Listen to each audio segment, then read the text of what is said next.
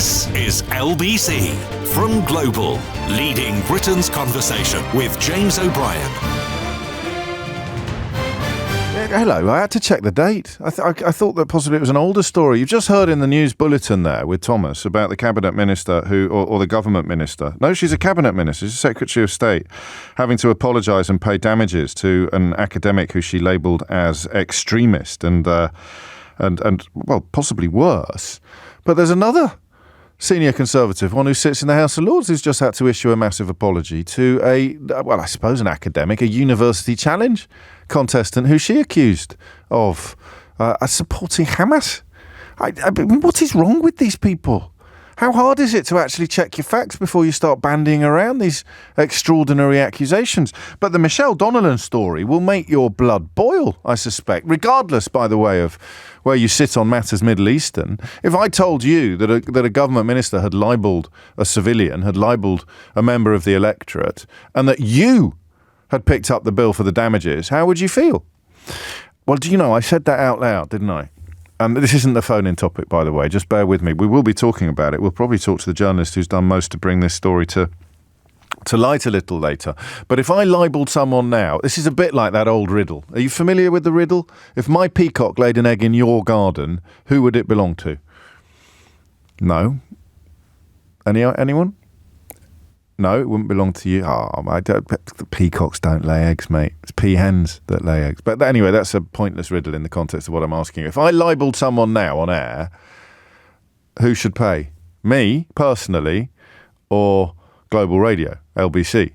You say, that's quite an interesting question. I wonder whether the same applies to government ministers. I don't think it should, because she libelled someone on, in all sorts of different ways, including Twitter. So anyway, I digress slightly. I'm just giving you a heads up that we'll be getting more detail on that. Also coming up later in the programme, live coverage of the budget. Regular listeners to the programme will know this is the point at which I have to work very, very, very hard to sound interested, never mind enthusiastic. And I appreciate that comes from a position of some privilege. But listen, if I didn't have two farthings to rub together, I would still find it hard to get excited on budget day. The only time I ever got excited on budget day was when George Osborne put extra money on pasties. Do you remember that? And then I think removed it very quickly after coming in for a quite correct kicking from all corners of the country. If nothing will unite the great British public more than Cornish pasties, and indeed cheese and onion pasties, and steak bakes, and what's the beanie one called? What's the one with beans in it called? Is it the cheese and bean bake? No, is it just a cheese and bean bake? Has it not got a fancier name? I think Greg should come up with some fancier names, shouldn't they? They should do like seasonal ones.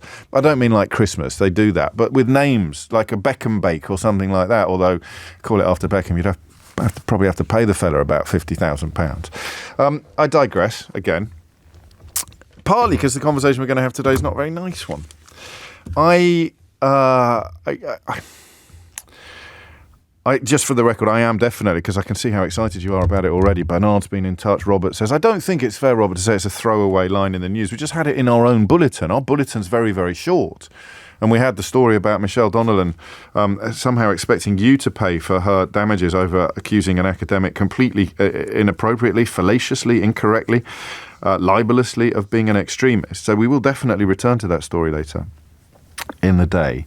But I love this. I don't love it. Sometimes when I say I love something, it means I find it really, really interesting.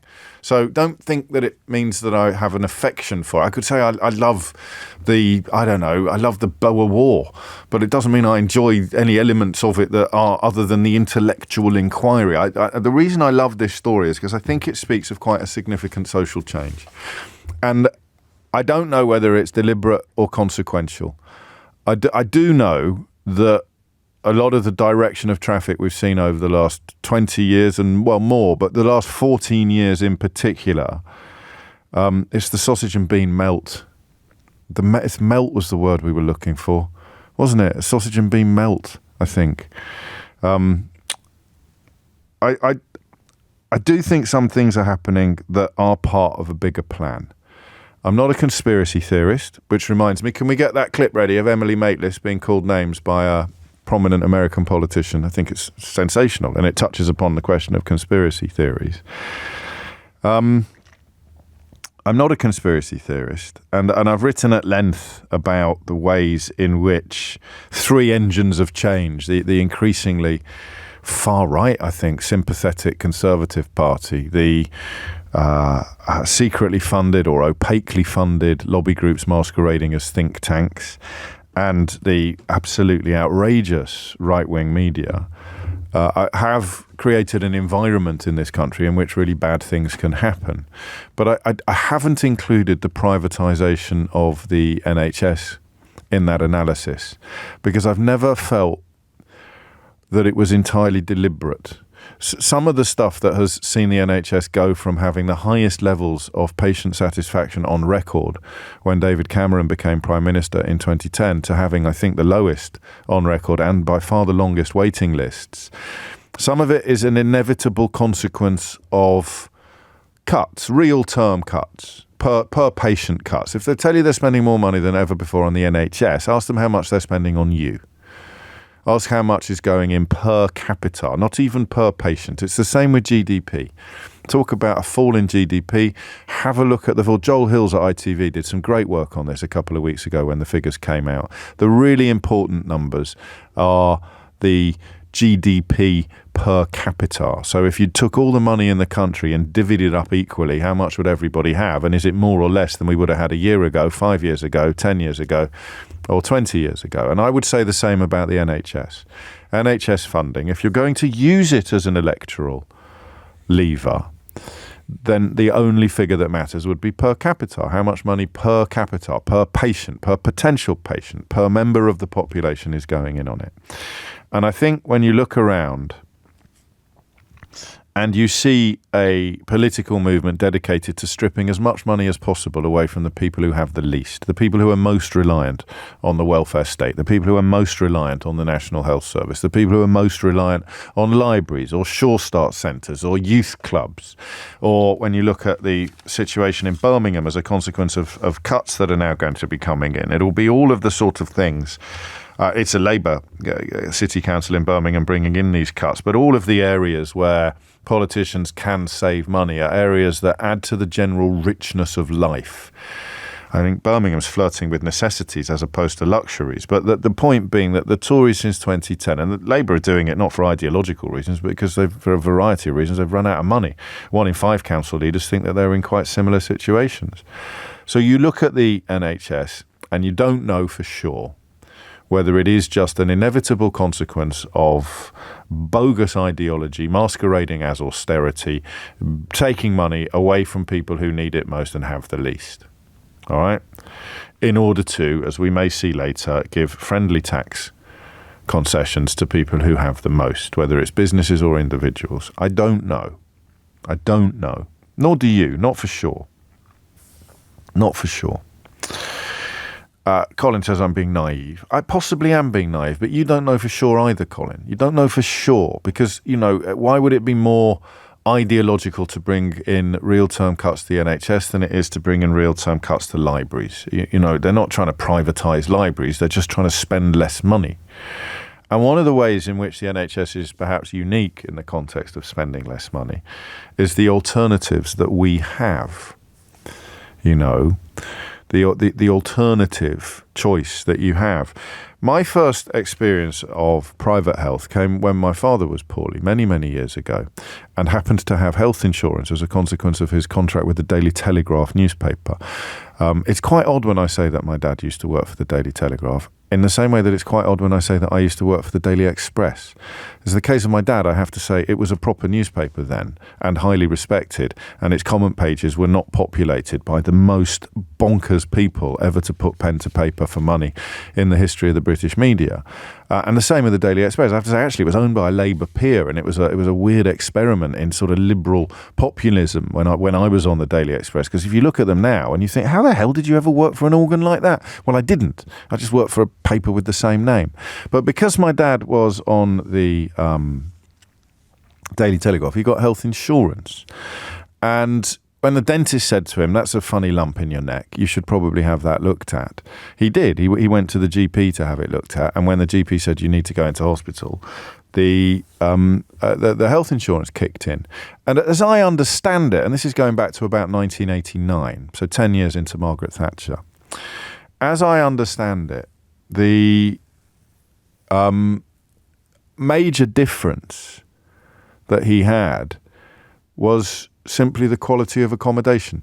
I think I've mentioned this to you before. It's the first time I ever watched Sky TV or BS or whatever it was. The point was he had a private room and he had satellite television.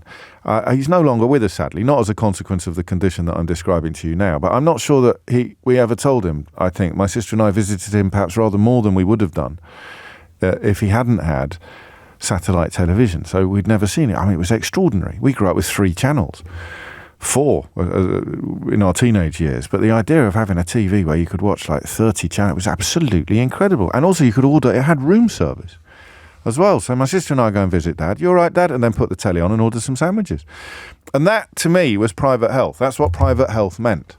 It just meant that you were essentially getting better food and better accommodation. There was not, I don't think, in 1989, a huge leaping of waiting lists. There was not a huge leaping of queues. There was not a massive jumping of queues. And today there is. So the story that I'm finally alluding to is a story about 836,000 people being expected to pay for their medical bills this year alone. Read it in a right-wing newspaper and they will try to blame it on the strikes.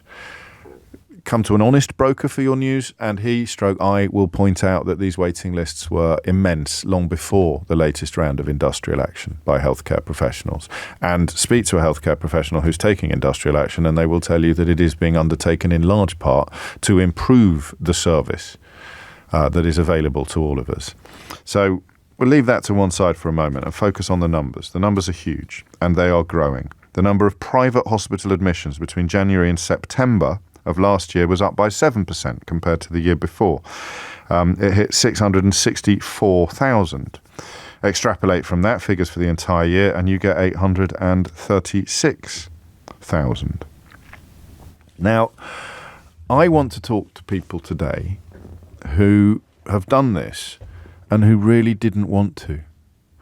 I don't mean by that you wish you could have spent the money on a jet ski or that you wish you hadn't been poorly. I mean, nobody rushes headlong into the embrace of a medical condition that demands treatment. Nobody wants it. So I don't mean, when I say you've done this but you really didn't want to, I mean very simply for ideological or political reasons. So in many ways, I think we may have done this once before, and the jackpot caller really was an NHS nurse who had the NHS in her blood, but who, when presented with the options available to her within the NHS, she felt she had little choice but to actually take a private route. And as ever on the programme, I'm trying to look for a personal and a political angle on this question. So the personal is, very simply, am I talking about you? To talk to me about that. And the why of it as well. I don't think that it's boring. It's absolutely fascinating. I'm not interested in your bunions. You know the old adage about if you want to make the phones ring on a radio program like this, you just say, is there anybody old out there feeling poorly? I don't want the chapter and verse on the state of your varicose veins. But I do want to know about the options you were given. We can treat you on the NHS, but that will be in 2027. Or you can go private and we'll see you yesterday. That kind of equation, that kind of option, that kind of choice, 03456060973. But I'm particularly interested in talking to you if it really was, what's the phrase I want? I don't want to say like pulling teeth, because that might actually be accurate in the case of some of the procedures that you've gone private for, but it really went against the grain. I think that's the figure of speech I'm looking for. It really, really went against the grain. Yeah, you know, your relationship with the NHS wasn't just personal, it was political. There's an amazing play, I think, on at the National at the moment, starring the inimitable, the genius that is Michael Sheen, playing Nye Bevan. The NHS is arguably the finest achievement of the British state in the last 200 years, certainly in a non-military context. But you had to go private, like pulling nails, like against the grain, with enormous reduction. But you felt you were left with no choice by circumstances. Hit the numbers now, you will get through. And then the second question is, and I'm not quite sure who will be best placed to answer this, how much damage is this doing to the long-term future of the NHS? 836,000 people expected to go private, to pay for medical bills, to pay privately for treatment that if they waited to get it on the NHS, the wait would be intolerable. Who's qualified to answer that question? I'm not. But it seems to me that if here is a service, whatever it is, whether it's providing healthcare or lollipops, here is a service with a long queue, and I'm being offered an option to pay a few quid to go over there and join a much shorter queue for the same service or the same lollipop, then the provider, the original provider of the lollipops or the services, is going to get a little bit worse with everybody that goes differently. I don't know if that's true. I'm thinking of private education as a parallel.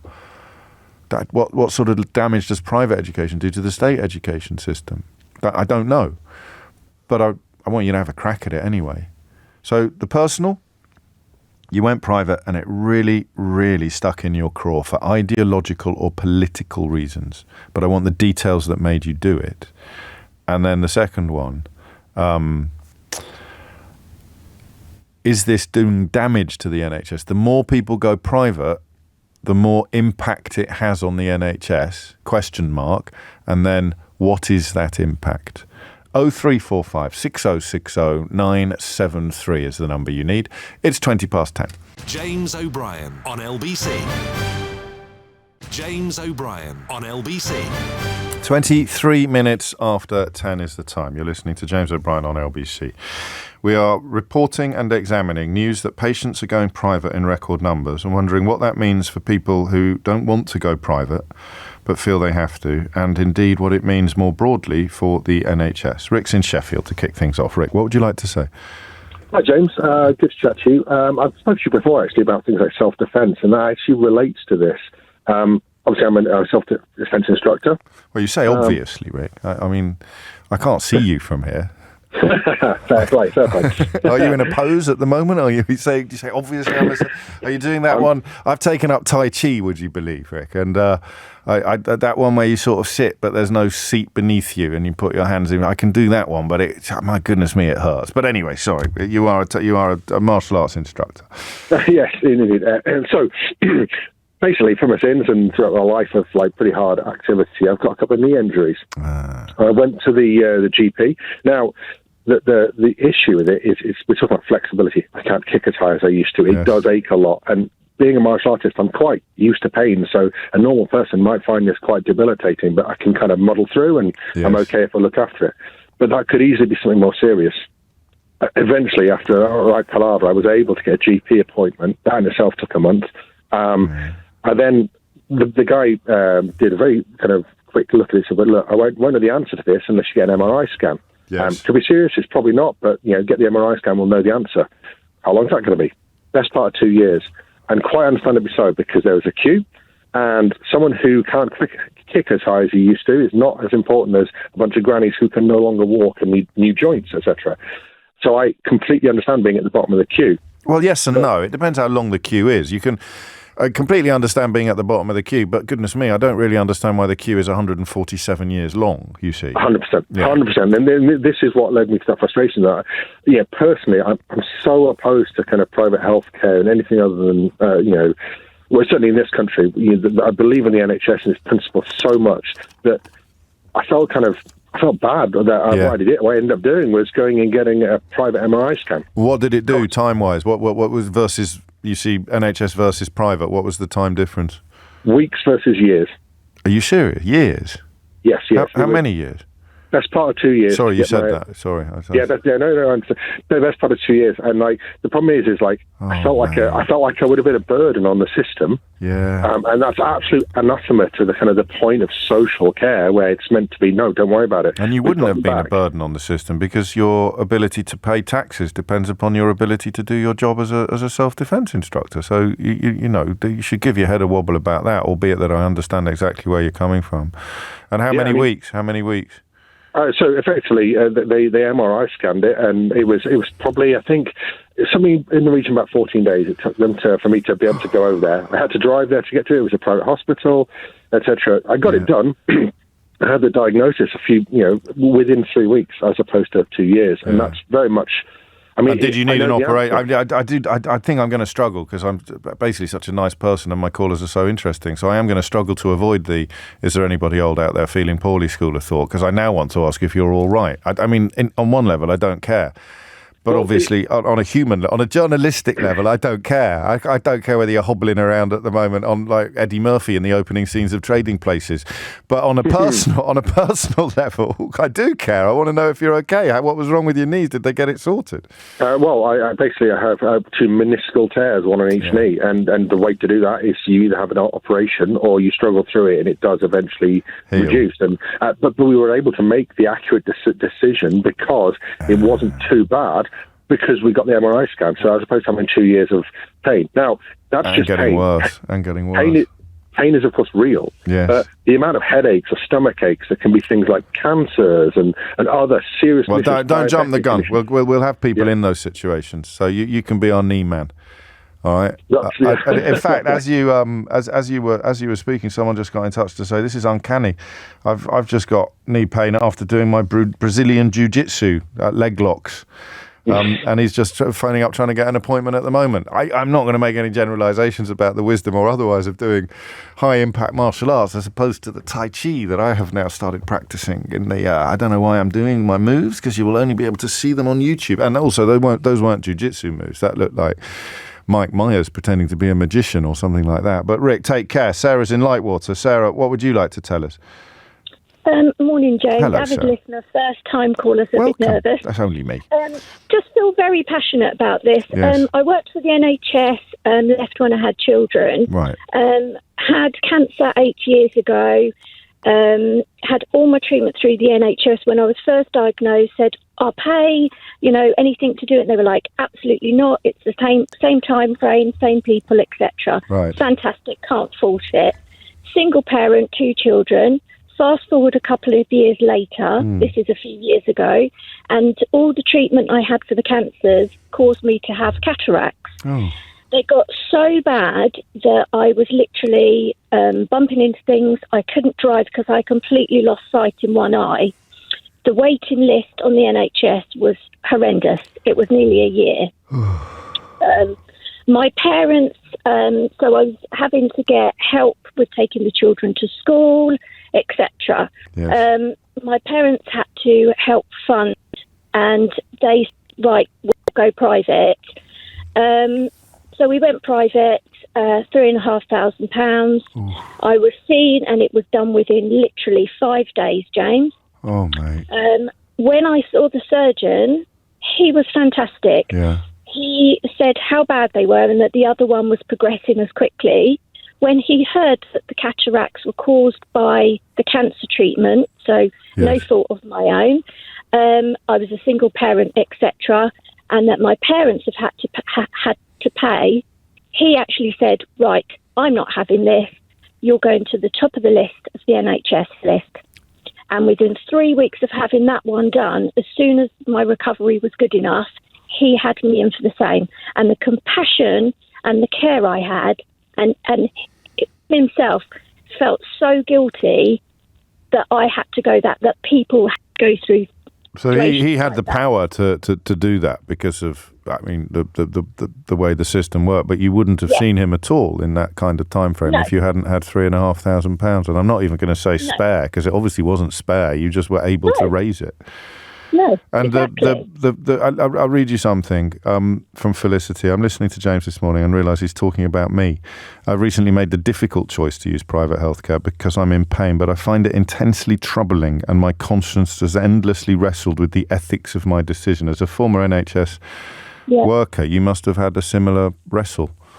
Yeah, absolutely. And I was saying to your researcher, when we were at work, morning clinics were for NHS. Then after any break, it was private patients. It was exactly the same treatment, but we had to put out the nicer magazines, the doilies. They got China, and the telly was put on. That's fine by me. Yeah. If that's all it is, you get more or less the same medical care. You just get nicer biscuits. You get digestives. What do you get? Do you get a hobnob instead of a rich tea? Is that right? Yeah. Or you may not even get a rich tea on the NHS, and that's fine. But no, there's something a bit grim unfolding here. A couple of you are telling me it's something Gary Stevenson has turned his attention to. Gary's my new, having a bit of a bromance with Gary Stevenson. He's got a brilliant new book out, and he's the guest on this week's Full Disclosure. But when it comes to understanding how the money works, the accruement, the way the money is moving, there's none left with the poor. So now Epic Wealth is setting its sights on assets and middle classes. And my goodness me, the NHS must look tempting to somebody like that. I'll explain a little more after the very latest headlines with Thomas Watts. James O'Brien on LBC. James O'Brien on LBC. Here's a challenge. I'm going to try and describe on the radio something that I just saw on the television. It prompted me to say to Eleanor, my producer, that Jeremy Hunt is not a very well-designed human being, is he? And I don't mean much by that. I'm quite awkward. I often look ridiculous in photographs or on television screens. But I'm not quite as awkward as Jeremy Hunt. Someone at the Sky News or somewhere like that had obviously just said to him, we need, they're called establishing shots. We need so we're doing a big thing on Jeremy Hunt, and we need you just to walk casually through this office environment. And the footage of Jeremy Hunt trying to walk casually through the office environment, pretending that he's unaware of being filmed, it was actually painful to watch. It was genuinely painful to watch. I'm trying to think of the correct ways of describing it. It's a bit like an ironing board in terms of rigidity. An animated ironing board, but not well animated. Not like, I don't know, a candelabra in Beauty and the Beast. Not like a Pixar or a Disney animation where they're basically anthropomorphic, aren't they? They're inanimate objects, they're imbued with all the vivacity and vivaciousness of true living things. This was like an ironing board had accidentally discovered the ability to move. And it was absolutely extraordinary. It reminded me, I've got a very limited list of anecdotes that I've shared with you over the years. I wonder where my Jeremy Hunt anecdote sits on your list of things you wish you never have to listen to again. Are you familiar? Can you remember my Jeremy? It's quite a good anecdote, actually, but I may share it with you if you're very, very naughty. We've got more important things to get on with it, although, of course, Jeremy Hunt was Health Secretary for quite a long time. We're talking about this terrible... talk about a first world problem. There'll be people listening who won't be able to pay for private health in a million years. But as this rather moving text has just reminded me, you can take out loans as well, which, of course, makes you think of the American system. What it's like to discover that you, quotes, need, end quotes, to go private, despite the fact that the NHS is intrinsic to your politics and in some ways even your Britishness. Aaron is in Newcastle. Aaron, what would you like to say? Morning, James. Hello, first-time caller. Welcome. So I'm another knee person, unfortunately. We're not meant to walk upright, are we? This is why everyone's got a problem with their knees. We've evolved onto two legs. If we were still on four, we'd all be fine. Exactly.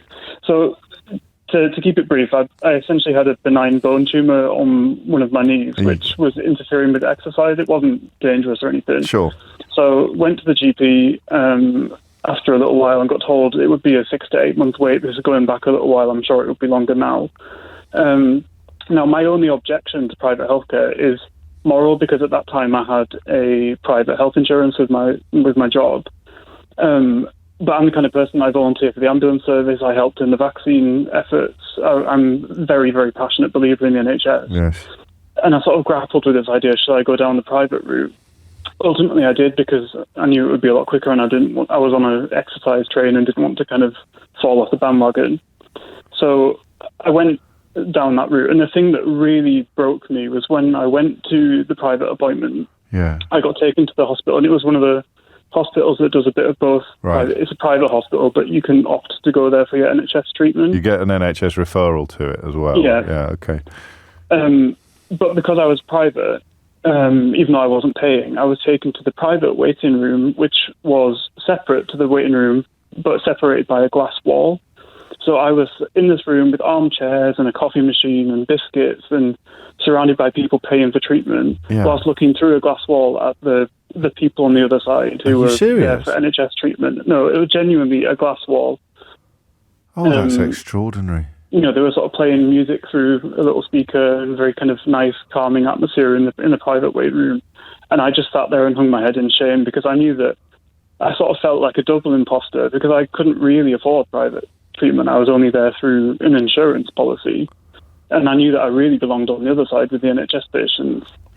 And I mean, I felt kind of an imposter in both places. I feel your pain. I'd be an imposter. I do feel your pain, but I also need to reiterate that personally and politically, I don't have a problem with the two tiers that you describe. What I have a problem with is the length of the wait. So the biscuits and the music and the I don't know, the tropical fish or whatever it was. Personally, I wouldn't put them side by side like that with a glass door in the middle, glass wall in the middle. That just seems obnoxious and unnecessary and avoidable. But it's not egregious, is it? It's only like, you know, paying extra to sit in first class on the same train. The point is that you're on trains that go at completely different speeds. That's the real issue, isn't it? I think so, but I think that the thing that bothered me was the people that pay. Why is that glass wall there? Yeah. Is it for the people on one side to see the people who are getting the better treatment, or is it for the people who are getting the kind of better service to look and be glad that they're getting that? It made me think. Do you remember the bit? Poor, but yeah, of course I do. I mean, we talked about poor doors on apartment blocks a long time ago. Ben's just reminded me in a text that where you sort of wonder whether the fact that the people in social housing have to use a different entrance to the same building makes the people using the main entrance feel better or worse. It would make you feel worse. It might make some people feel better. You just made me think of that scene in Oliver when they've got their little faces pressed up to the window, and Mr. Bumble and the rest of them are eating huge amounts of delicious food on the other side. And I don't know, do you think the food, if you're a certain type of person, if you're a kind of, I don't know, a certain type of person, let's leave it at that, you look up and you see a starving urchin on the other side of the grass, do you think the food tastes sweeter for a certain type of person, Aaron? I think potentially, let's not go into who that person is, but potentially. Potentially it might. Aaron, thank you. Michelle Donnellan is the Secretary of State responsible for the most extraordinary climb down apology, public intervention that I can remember. I can't remember a story that has hit my buttons in quite the way that this one has since the MP's expenses scandal. I may open up my text line for you to tell me why that's silly, and here is a reminder of something that was worse. But we are going to find you, or I'm going to share full details of that story with you between just after 11:30 today. So stick around for that. Aaron, thank you. I want to read you this in its entirety because in many ways it explains better than I managed to, despite spending about 8 hours trying to, what we're talking about today. This is from Leslie. We've just made the decision to pay privately for my little 4-year-old grandson to have his tonsils removed. We're not rich, we've had to take out a loan to pay for it, and it absolutely goes against everything I stand for politically. But he's struggling so much, even to breathe at times, especially in his sleep, and consequently he is permanently exhausted. It was a 2-year wait, even to see a consultant on the NHS, and he just can't carry on as he is. My daughter and her husband can't afford it, so I've gone against my principles because I would do anything in the world for him. Oh, that got me. I'd already read it, so I don't know whether that got you, but I'd already read it. I knew what was coming. Bless you, Leslie. I'm telling you, but I would be ashamed to tell other people that we're paying. I feel so bad for all the people who don't have the ability to get a loan to pay. but needs must. I mean, in a way, if we're going to play a hierarchy of feeling rotten, Leslie, I feel bad for people who have to get a loan to pay. Because in those circumstances, I don't think I would have to. So that's what it does, doesn't it? The free, universal healthcare, free at the point of need, is such a wonderful thing for society. I saw a Tory the other day complaining about free school meals. Why are we giving free school meals to the children of parents who can afford them? And I just thought, you're so desiccated. You're so morally desiccated. I give you the benefit of the doubt and say you just haven't thought about it. But the more things that everybody has equal access to, the more united a society becomes. There's nothing wrong with luxury and privilege and other buyable commodities, but some things should be immune to that. Some things should be insulated from that. The basic provisions should apply to everybody.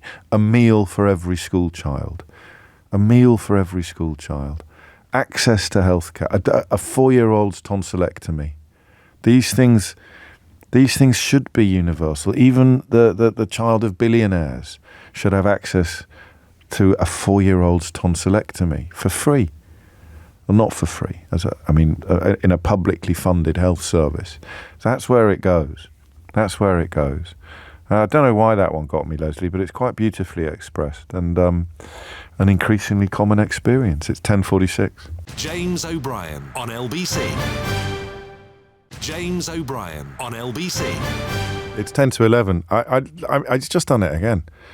There's a prize for whoever can best describe Jeremy Hunt's curious relationship with his own body, I think is the nicest way of putting it. And I stress again, I'm having a little bit of fun at the Chancellor's expense, but I am perfectly aware of what it's like to be somebody whose body doesn't always do what you want it to do in the way that you're asking it to. I've got appalling posture, obviously, but I also often look ridiculous on TV screens or in photographs. But I hope not quite as ridiculous as Jeremy Hunt. So he's doing the thing with the briefcase now. So I don't know what happens. Does the photographer shout, "Hold up the briefcase, hold up the briefcase," and he holds it up. The best way I can put it, it's as if he's being operated by remote control, by a young child who's using a remote control for the first time. And they're sort of marvelling at what it can do. So Jeremy Hunt has held up the briefcase, and the little child is going, "Oh, look, I can make him move." And so he's moving him to the left, and the briefcase goes to the left. And he's holding it up there we go, it's up again, in a slightly awkward fashion. Dead still. And then turning to the left, and then the little child pushes the button and he turns to the right. "Look, mummy, look." And then I can do the head as well. The head's gone a bit, and then back to the centre, looking quite spectacularly awkward throughout.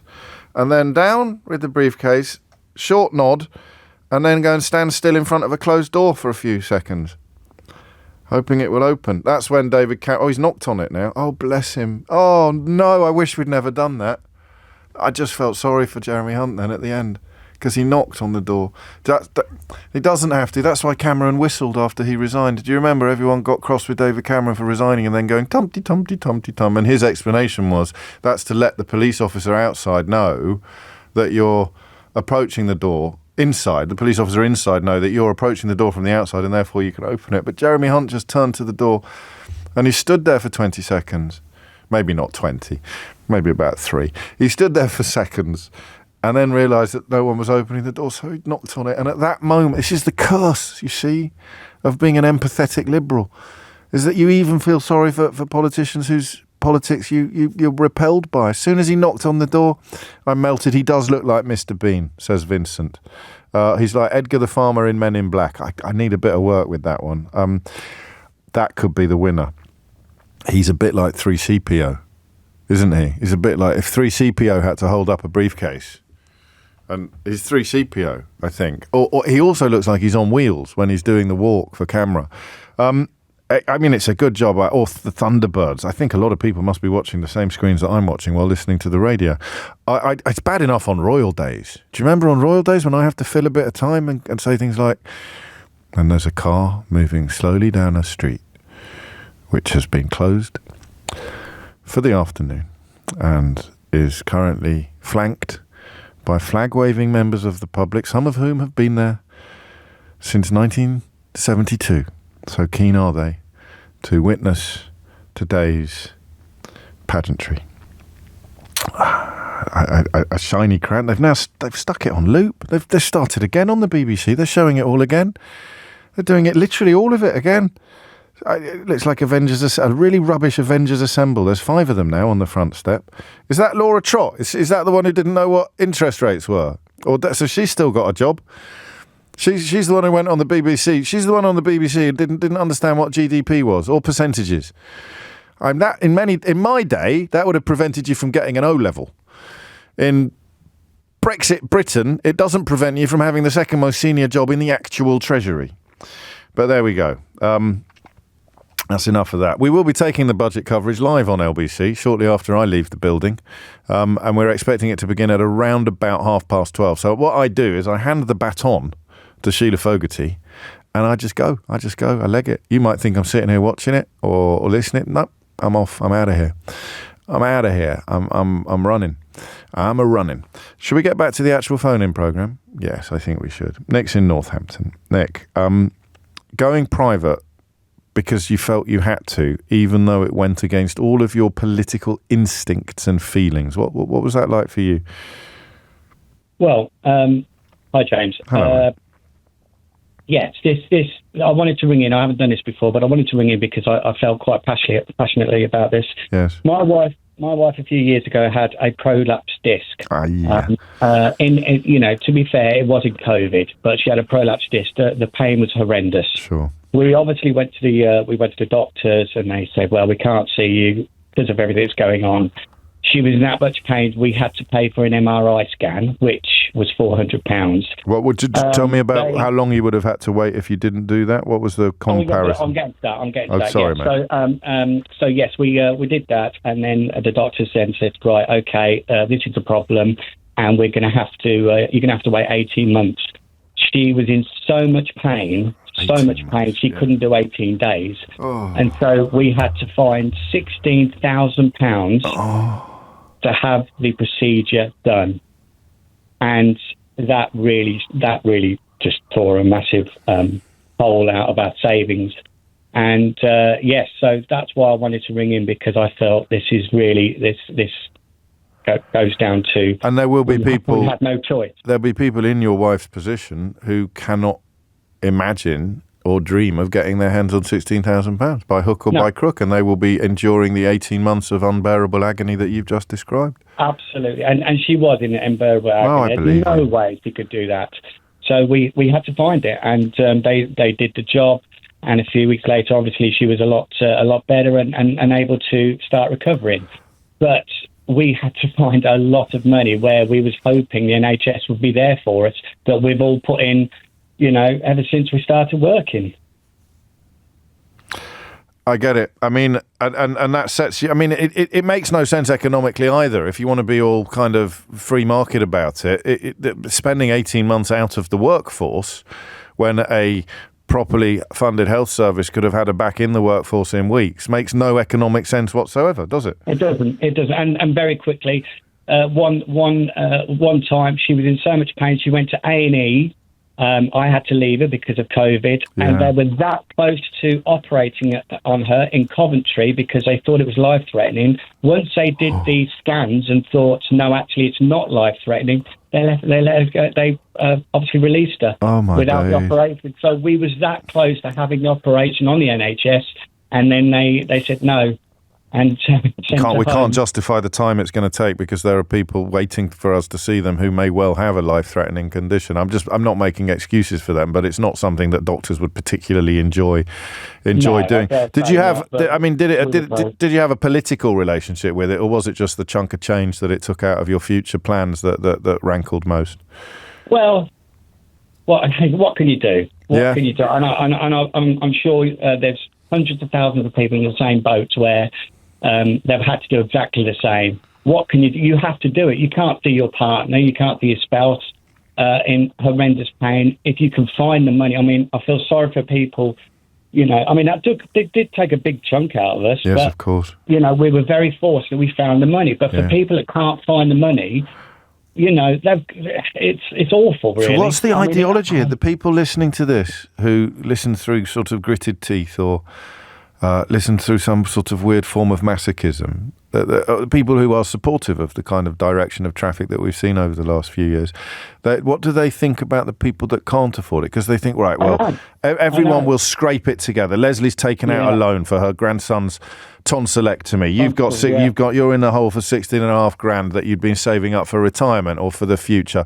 There, she's got it off her mum, and so many people will be able to scrape it together. And remember, everything that happens in a private hospital sees some of that money makes its way into the pockets of the investors, of the already wealthy. Yeah, absolutely. And very quickly, I would rather do. We don't have Sky, but I would rather do without a certain thing each month. And now, and this is a shame. And now we pay monthly for private insurance because I don't want to go through it again. I'm very proud of the NHS, but when we really needed them, they didn't. That's what I meant. In fact, I'd forgotten to ask my previous callers about the broader impact that it might have on the NHS, but you've just touched on it quite organically, Nick. Thank you. Yeesh. Time now is 11 o'clock. Coming up on the programme, live coverage of the budget. Jeremy Hunt in the house. Live coverage of the budget. Some very troubling news from the motor industry regarding the Canadian trade deal that Liz Truss, of course, claimed not that long ago was one of the finest trade deals that the world had ever seen. It was a trade deal of purest green. It's a niche joke, that. And also, as promised, the American politician who's just told Emily Maitlis to F off.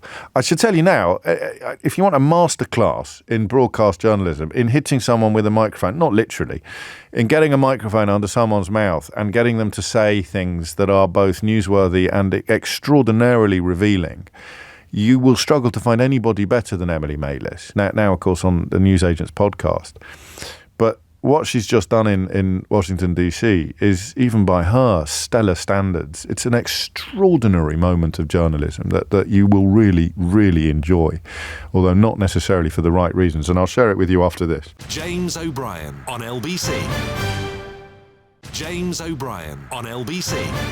5 minutes after 11 is the time. You may have missed it when it actually happened, but one of the prominent, the kind of American Nadine Dorries or the American Andrea Jenkins, a politician called Marjorie Taylor Greene, once issued among the most extraordinary and quite possibly anti-Semitic interventions I've ever witnessed from a modern-day politician.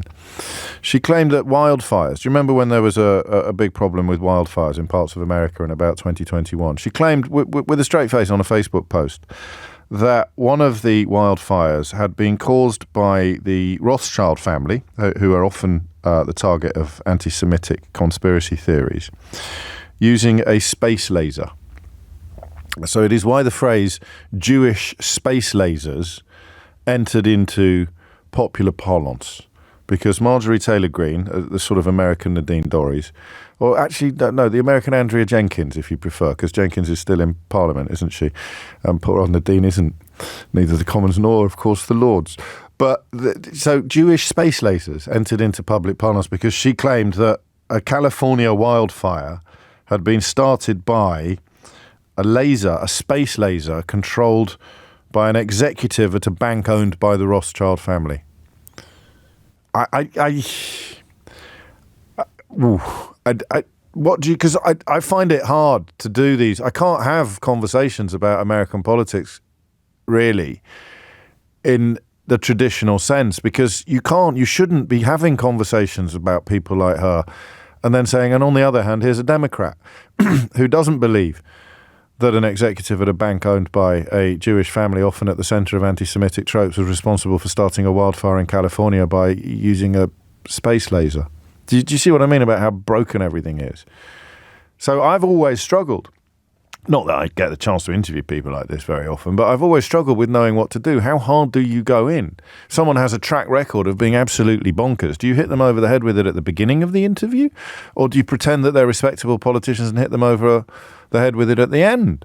What do you do? Do you invite them onto your Sunday morning programme on the BBC and treat them like royalty, even though they've said hideous things in the past that you have no intention of reminding them of at any point whatsoever during the interview? There are so many options, aren't there? There are so many different paths that you can go down in these situations. But I can safely say that few people handle that problem better than Emily Maitlis does in the clip that you're about to hear. I just need to check something with Keith. Just talk among yourselves for a moment. Go and have a look at Jeremy Hunt being a robot on the telly. Have we definitely bleeped it? And have we bleeped it properly? Because we did have that problem once. We did once have a problem with a bleep that didn't actually, I mean, it was obvious what word it bleeped. So if it was a pen, would it have gone over all the letters? Or so this could, well, let's suck it and see. Marjorie, thank you so much. The news agents and from London. What do you think the message should be to Nikki Haley tonight?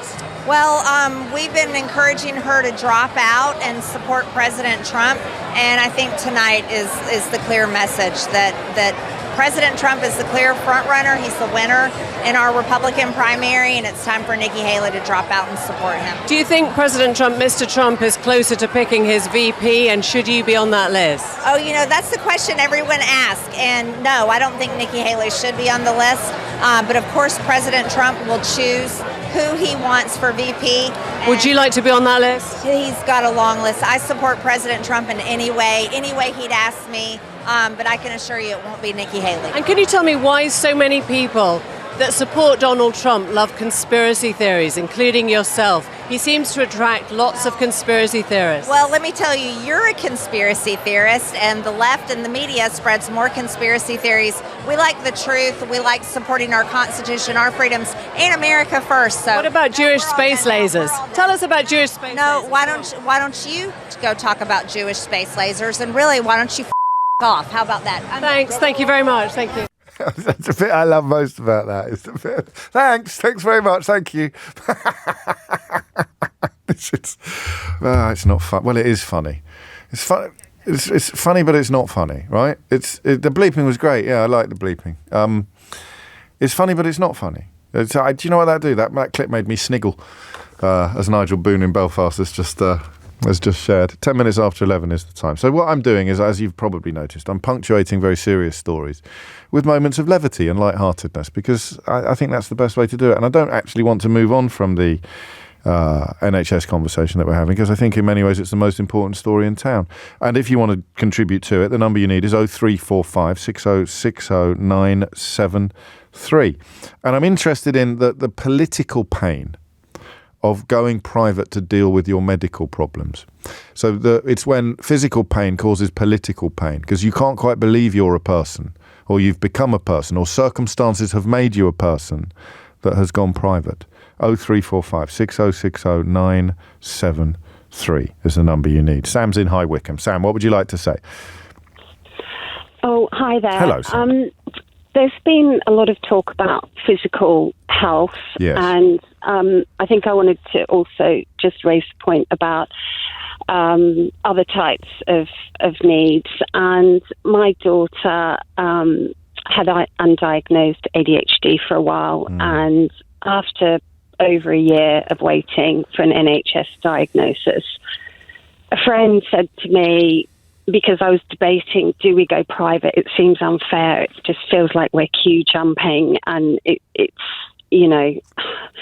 didn't feel right. Yeah. And she just said to me, you'll regret it if you find out later she had it and you could have helped her. And she's at such a key point. She was 16, facing GCSEs, and in the end we got the money together and we got her privately diagnosed.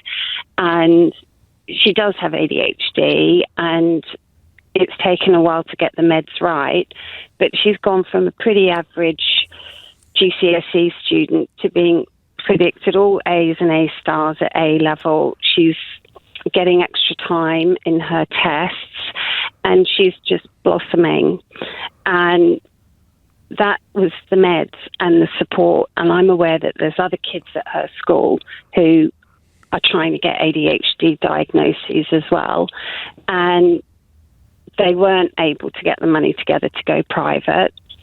And it feels really, really unfair as a parent, you want to do everything you can to help. Well, I'm glad family. you said that, because I'm kind of hanging on your every syllable, to be honest, Sam. But I feel an urge to comfort you when you talk about the pain or it feeling unfair, because what else are you going to do? And I don't know if you going down that route makes the waiting list longer for people.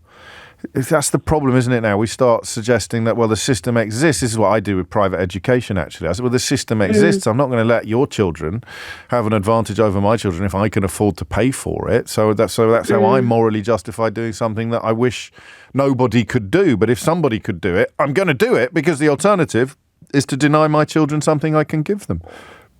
You can't not do that. Some people can, but I'm not one of them, and nor are you. But it is also that path not taken, isn't it? It's there, but when you see another child who's not had the help, and you know how much your child would be struggling without that help, you sort of do the there but for the grace of God.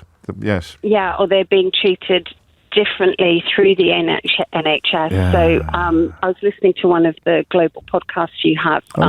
You're Wrong About ADHD. With Katie Brethwick and Sam Pittis. It's superb, isn't it? Absolutely superb. They are superb. They're like two different sides of the same coin. Yes. And you really get all perspectives on ADHD. I love it. I live for that podcast. But on there, they had someone in, I don't know from which ADHD organisation, but they were talking about the amount of people that are on antidepressants in the UK and how actually they think a lot of them should be on ADHD meds. Yeah. And I'm seeing some of my daughter's friends being put on antidepressants because that's all the GP can do. Sure. It's frontline, they can give you antidepressants. So people are being put on them when just to get them through whilst they're waiting. I mean, I was told it would probably be another 2 years for my daughter to get diagnosed on the ADHD. And that then she's finished school. The impact on the rest of her life is immeasurable in those 2 years. They're called formative years for a reason, aren't they? Well, and one illness impacts another. I mean, she's just so much happier in so many different aspects of her life because she's now getting the right treatment. And well, as I can tell, not just from your words, actually, Sam, but from your voice as well, your thoughts are, and this is why it's a political issue as well as a personal one, because you celebrate and sigh with relief at the change affected upon your baby girl, and you look at someone else's baby girl over there, and I would also say baby boy in this context, just thinking about the gender bias conversation from yesterday, and you think, God, it's really, really not fair. So where does the Tufton Street position sit on this? You're just listening to conversations like this and you're going, great. And that those people, however many there are, who will never be able to afford all of the things that our callers are talking about today, that's just tough. You'll have to wait 2 years in agony. You'll have to have your life thrown into interminable turmoil by the absence of a proper diagnosis and treatment. You'll have to hobble around on your knackered knees. Is that what they think? I think it is. It's because if you hear how they talk about refugees or unemployed people or even just poor people, there's a contempt there that probably does translate into that kind of view. You talk about the NHS, you can't afford treatment, quick treatment. You're going to have to get the pound shop equivalent, and that's when I do begin to fear that the NHS is being eaten from the inside as a consequence of that kind of politics. They want me to keep reminding you about the WhatsApp option to get in touch with the programme. So it might sound a bit clumsy, but you know me, I'm nothing if not a team player. So you can now WhatsApp me on 0345 606 0973. So it's the same number as the number, as in the phone number. But that actually you can WhatsApp as well. So you don't text, you can WhatsApp on 0345 606 0973. Did you know that you can WhatsApp this programme now? And the number is the same as the phone number. So do you know what the phone number is? I sometimes get stopped. Well, it's happened twice. I sometimes get stopped by parents who want to show me that their child knows the phone number for the programme because they have it in the car so much. So they go, 0345 606 0973. Well, now, little children, you can also WhatsApp me on the same number. James O'Brien on LBC. James O'Brien on LBC. It's 20 after 11. You're listening to James O'Brien on LBC, where the budget coverage will begin shortly. We'll take it in live and in full from about 12:30 on LBC, after which Sheila Fogarty will pick up the live broadcast and pick over the bones of whatever it is that Jeremy Hunt is set to announce later today. You would not believe, frankly, younger viewers, listeners, or people who don't pay that much attention to politics, you would not believe that it used to be a really, really big deal if details of what was going to be in a budget got out before the actual budget. I think that, I know there was one who had to resign after the Evening Standard somehow in London, it's a local newspaper in London, somehow got hold of some detail, just one detail of what was likely to be in the budget either that day, be an early edition, would it, of the Standard, or the following day, and the Chancellor of the Exchequer responsible, I'm 99% sure of this, actually had to resign. Whereas now, there's nothing left by the time he stands up in the House of Commons. There's nothing that hasn't been fed to friendly journalists or filtered through the Westminster grapevine. It's extraordinary, absolutely extraordinary. 21 minutes after 11. Can I apologise now to everybody who's got in touch to tell me that they are now messaging me using WhatsApp? Because there's no earthly way I will be able to respond to you all individually, especially people saying testing. So you can now WhatsApp this programme on 03456060973, but I don't know that... there's some lovely stuff coming in, actually. Thank you for all the praise. That's absolutely gorgeous. But I am unable, sadly, to respond individually to all of your messages, especially your test messages. Paul's in Croydon to steer us back to the serious conversation about... Well, you know what it's about. We haven't really touched on, and I don't know whether you fancy doing so, Paul, on the question of what the bigger picture might mean for the NHS itself. But let's begin with when you found yourself going private, despite the fact that you never thought you'd be the kind of person to go private. James, hi. So 2 years ago, I think January 2022, I was playing football and my Achilles split in half. So it sounded like a gunshot going off when it happened. What were you doing? What were you doing at the time? Nothing. I was just jogging on the pitch and then just heard this, it was literally sounded like a gunshot. I could hear it on the other end of the pitch. Well, other people could hear it as well, not just you? Yeah. Like crack, like that? Yeah, well, yeah. Well, no, you do the noise. Do the noise. Oh, I can't even do it. Come on, do the noise. It's radio, mate. A piece of elastic ripping. Well, go on, give me the noise. What was the noise? It wasn't like that. No, it wasn't like that. It was like I couldn't do it. I'll try and do it. So you need, because you can't break something with your. So it's like a. Yeah, it's like a piece, like a rubber band when you pull it too much and it just rips in half, I guess, or splits in half. Was it like this? Was it like this? Wait. Yeah, similar. Then obviously you went to A&E, you had to have an emergency op. It was pretty much as bad as it could get because one half of my Achilles was down towards my ankle, the other one was down towards my calf. So I had to have an emergency op, get it stitched and stapled back together. I was on crutches for 10 months. Oh my God.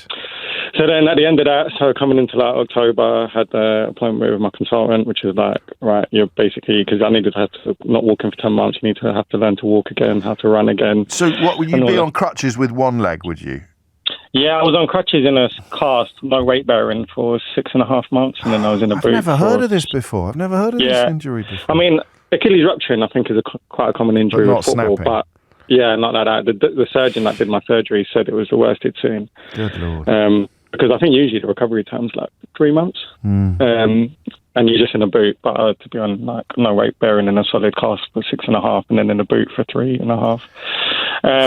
And then when it came time to start doing physio, in my appointment, the NHS consultant basically told me that not to rely on the NHS if I wanted to get back to walking properly again. Yeah, I couldn't rely on the NHS because all the social care part is just so underfunded. But he said that he would recommend me to them, but if I can go private, I should go private. I don't know that they're supposed to do that, and there's always a danger that he might be working around the private hospital every Thursday. Do you know what I mean? And drumming up business, but it's not the point, is it? It's not. But he did also refer me into the NHS physio kind of program. So I got my first appointment with them maybe 2 weeks later.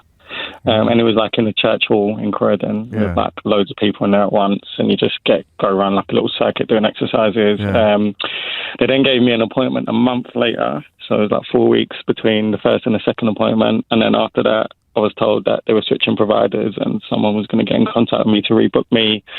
Didn't hear from them for maybe 3 or 4 months. And this is the difference between literally getting back on your feet and not. Exactly.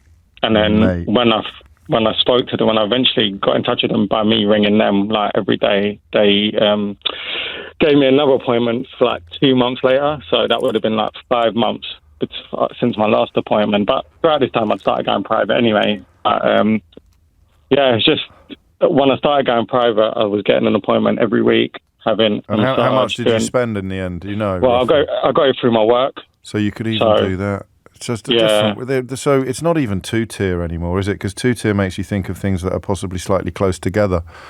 This is like two completely different parallel universes. Is the way of describing it, really. Yeah, and with when I went private, I was getting obviously my exercise like a detailed plan specific to me, massages, acupuncture, all of that.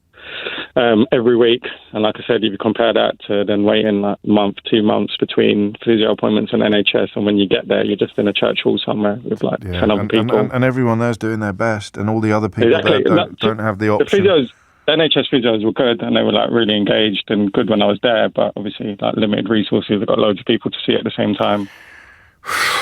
And everything's all right now? Getting there. Better than I was. Will you play again? Nah, it's done. Because you don't want to, or because you won't be able to? I think I probably could, but it's not worth it. I can't do another 10. And are you obviously I was messing around a bit at the beginning of the call, but are you haunted by it? I mean, does it? What's that noise? That's my dog. Oh, I thought it was your smoke alarm. Have you got a dog that sounds like a smoke alarm? But they're having a little fight in the background. Are you a bit haunted by it? I mean, do you? Yeah, a little bit. I think I've just got a bit of a mental block now about running or doing sports because, in theory, the surgeon said because they've stapled it back together, it should be stronger than it was before. Okay, but it's the mind, isn't it? It's in your mind. You're thinking, especially with the noise. That's why you were focusing on the noise when you rang in. Oh, Paul, thank you. I mean, on a much more serious note, I can't eat my fruit salad now because I snapped my fork in half in order to do that sound effect for Paul. Budget on the way. PMQs on the way. I haven't even mentioned PMQ. We've got PMQs, haven't we, today? A normal PM. So there's a normal PMQs, then there's a budget. So Natasha Clark will be with us after 11:45. A lot of love coming in for that Emily Maitlis clip. In fact, a lot of you pointing out that a lot of you using WhatsApp, 0345 606 0973, to ask me to play it again. But other people using WhatsApp, 0345 606 0973, to point out that the best bit of it is actually visual. It's when Emily turns to the camera after being told to F off by Marjorie Taylor Greene, the American Andrea Jenkins, and just sort of, well, you've got to watch it yourself. We'll probably do a clip of it, will we, later? And I can then bandwagon her success by talking about it on the radio with a clip of the video so that I get some of the hits that by rights should be hers. That's showbiz. Henry's in Cardiff. Henry, what would you like to say? Hi, James. I'm a little bit nervous to talk to you. I've got a list of notes ready to talk. So quite right too, Henry. If everyone had notes, the show would be a much more professional business, wouldn't it? Me included, frankly, for that matter. You really made me chuckle this morning talking about poorly built humans like Jeremy Hunt, your good self, and I certainly fit into that category. I'm another knee person, so clearly knees are a big component of people being poorly built. Through my late teens, I had a lot of dislocations because my knee very, very uncomfortable, both sides. And it got to the point while I was at university that I actually had to leave because it wasn't sustainable for me to be living on my own. It wasn't practical anymore. Oh, I'm so sorry. So it's okay. To be honest, I was at university to put off being an adult. So weren't we all, Henry? Weren't we all? It probably worked out all right in the long run, but at the time it did feel very defeating. Yes. So I started seeking help through the NHS, and I saw my GP first, and then a musculoskeletal specialist, and then a consultant about my knees. And within 3 months, I'd had a consultation with this consultant and an MRI on both knees, and they discovered that there was ruptured tendons, and that there was an issue where my kneecaps were sitting too high in my leg, so they weren't sitting in the groove on the end of your femur, which is what was causing them to dislocate. Yes. He referred me to a consultant in Bristol called Jonathan Eldridge, who is a miracle worker, an absolute magic man. I've got a lot of love for him. I appreciate him always. Yes. But the wait list on the NHS for the initial consultation with him was 18 months. Oh, my days. And then it was, and this was in 2017, so I can only imagine it's worse now. A further 12 months after that to be in the theatre to have an operation. So at 19 years old, I was going to have to wait over 2 years to get an operation to fix one of my dislocated knees. Right. So I landed on my feet and got a job at a business where there was private medical care. And actually, when I spoke to the consultant that had originally referred me to Jonathan Eldridge about this, he said, and I don't want to say his name because I don't want him to be called out on this, he said, well, you see, not all men are born equal. Take the opportunity with the private healthcare and you'll get seen much sooner. Right. And within 2 weeks... Oh, my days. So from 30 months to 2 weeks. I was on the operating table. And then another 12 months later, after the first knee had recovered, I was on the operating table again, and my knees are absolutely fine now. It honestly blew my mind a bit. No, I come from a working class family. Even with a name like Henry. I had a Tristan yesterday who was exactly the same. He claimed he was from a working class family as well, Henry. It doesn't sit right with me sometimes, so I have to accept it. The political part of this is I have really strongly left-leaning politics, more strongly left than you, and sometimes you frustrate me with the things you say, but I do understand. Fair enough. You always talk about politics being the art of the possible. You've gone off your notes now, haven't you? And you're just riffing. A little bit. Yeah, cheers for that.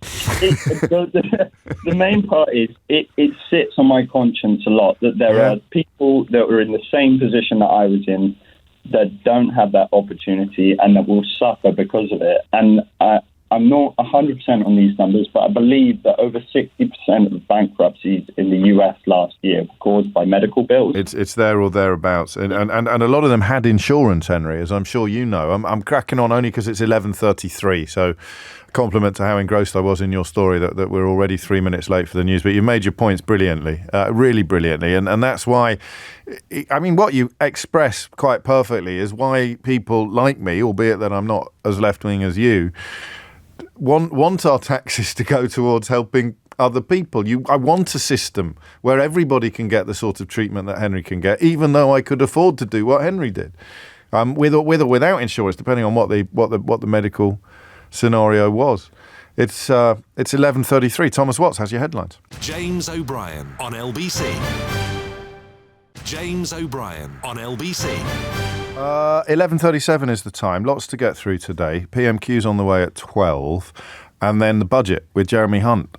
I try and imbue that with a little bit more excitement. And then the budget with Jeremy Hunt with you live from approximately 12:30. I'm not going to put you in Idiot's Corner because you mean well. I can tell that you mean well. And you are suggesting that the problems with the NHS are down to there being too many overpaid managers, which is almost certainly something you've read in the Daily Mail or similar. And I don't want to sound patronising, but the people that own the Daily Mail and most of the sort of senior executives on it are very keen to see the NHS get privatised. So they want you to believe that the reason why the NHS is doing bad is because of all the overpaid managers, because then if you privatise it, it'll get more efficient. The UK, or certainly England and Wales, you're looking at about 3% of the workforce are managers, which is lower than most comparable economies, most comparable health services, whether they're fully publicly funded or not. So that's one of those wonderful lies that has not just got halfway around the world before the truth has got its trousers on. It's gone to the other side of the world and come back again. And that's why I'm not putting you in Idiot's Corner, but I hope that you check up on stuff like that and do a bit of research. Speaking of research, I saw a story on Twitter last night that genuinely prompted me to think someone was about to get sued. And I mean a journalist, not a politician, because I thought this can't be right. This cannot have gone as badly for the Secretary of State for Science, Michelle Donnellan, as the report that I'm looking at suggests, culminating in a claim that having essentially libelled a prominent academic at Heriot-Watt University, the Secretary of State for Science, Michelle Donnellan, had agreed to pay a form of damages, which we are going to foot. As in, it will come out of the public purse. It will come out of the government budget. It will be paid by the proverbial taxpayers of tabloid law. And I can't think back to a story that sort of I found so affronting until I get right back to MP's expenses. I don't know why this one got under my wire, because we report every day on egregious behaviour in Parliament and outside by politicians, usually from this party. But there was something about this one that just felt like the planets of awfulness aligning in real time, live as it was for me last night on Twitter. Poppy Wood is the journalist upon whom I relied for my information and who seems to have done most of the heavy lifting on this story. She's the politics reporter for the I newspaper, which I often tell you is now my go-to newspaper of choice in the morning. And she joins us now. Did I get any of that wrong, Poppy? No, that sounds about right. Yeah, it's an extraordinary tale. I mean, this goes back to October when Michelle Donnellan, the Science Secretary, decided to intervene. She wrote to an open letter, which she published on her Twitter, to the head of UK Research and Innovation, which is the national research funding body, calling for swift action against two academics that she claimed had shared extremist views on social media. At the time, she didn't really disclose the full details of her concerns, but she claimed that the academics had basically retweeted posts on Twitter in support of Hamas, and this was shortly after, the outbreak of the Israel-Hamas war. UKRI then said that they were taking the matter very seriously. 3 days later, it suspended the two academics. I was then contacted by an academic who was extremely concerned about this turn of events and had shared with me an open letter signed by 2,500 other academics saying that, this looked like a sort of an attack on academic freedom, purporting to be in the name of free speech and upholding academic freedom.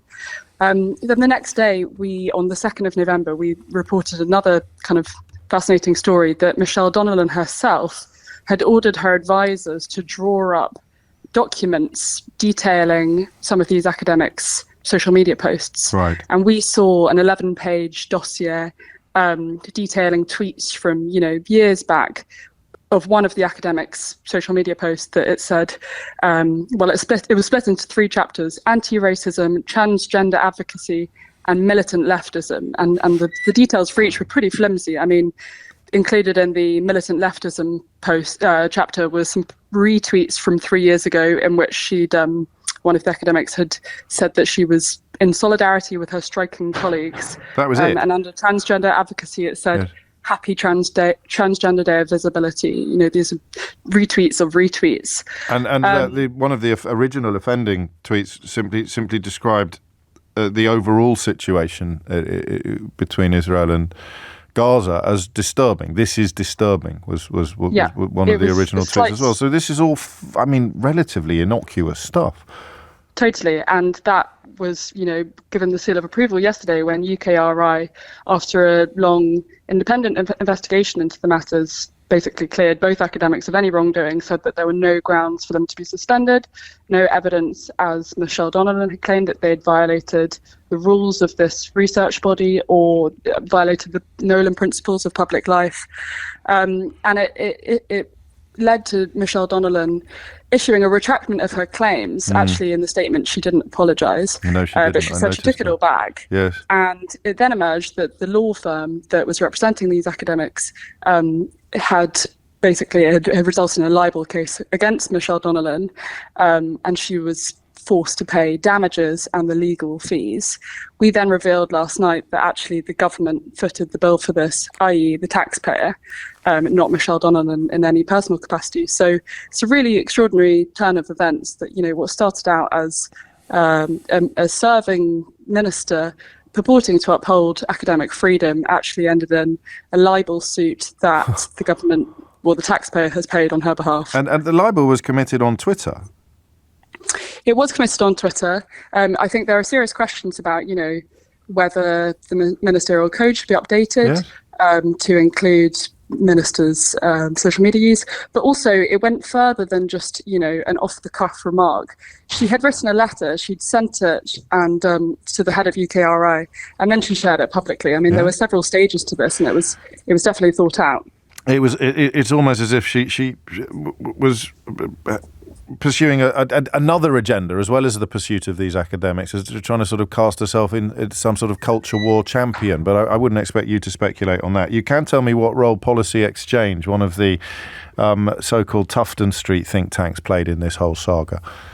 Yes, so the right-wing think tank Policy Exchange did play a role in this. I was struck when we first saw Michelle Donnellan's letter accusing these two academics of sharing extremist views, that it rang very similar to a briefing note that was published by Policy Exchange earlier that day, calling out the same two academics for sharing radical views.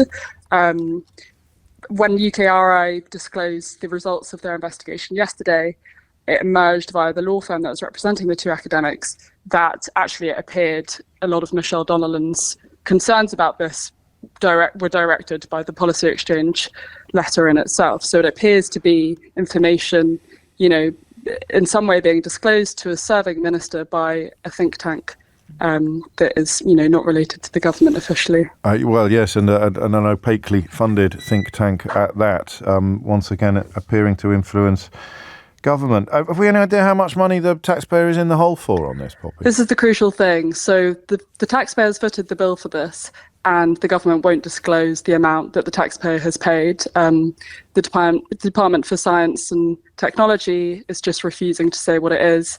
It said that the damages paid to one of the academics was a nominal sum, but it's understood that the legal fees may have spiral to something much higher, though we really have no idea at this stage because they're simply not budging. And do give me an idea of how I notice you haven't named the academics involved. If that's a conscious decision on your part, I'm happy to stay with it, whatever your reasoning is. But give us an idea of how it's affected them, if you can.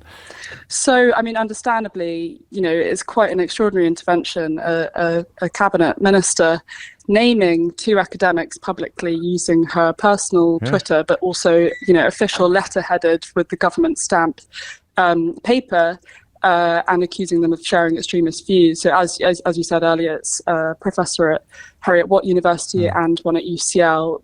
We decided not to name them because, their names draws attention to their identity, doesn't it? Absolutely. Exactly. No, I'm happy to abide by that. Yeah, they understandably, I assume want this to die down, but it's really, not going away as soon as those questions hang over the amount of money paid and whether Michelle Donnellan can really stay in post. Well, there is the final question. You preempted it slightly, which is I'm sure you've got better things to do than listen to this programme, but I am fond of observing that in normal times there are behaviours currently commonplace in the Conservative government that would have been potentially resignation issues. I think this is one of them, or indeed a sacking issue. Are any wheels moving in that direction? I think the Liberal Democrats have tabled some form of motion. Yeah, so the Liberal Democrats have called for an urgent Cabinet Office inquiry into what happened here and, for the government to answer those really crucial questions of how much money was paid, who was aware of this, whether it was signed off, by senior officials within government. Labour have also said that Michelle Donnellan faces serious questions over, her commitment to academic freedom.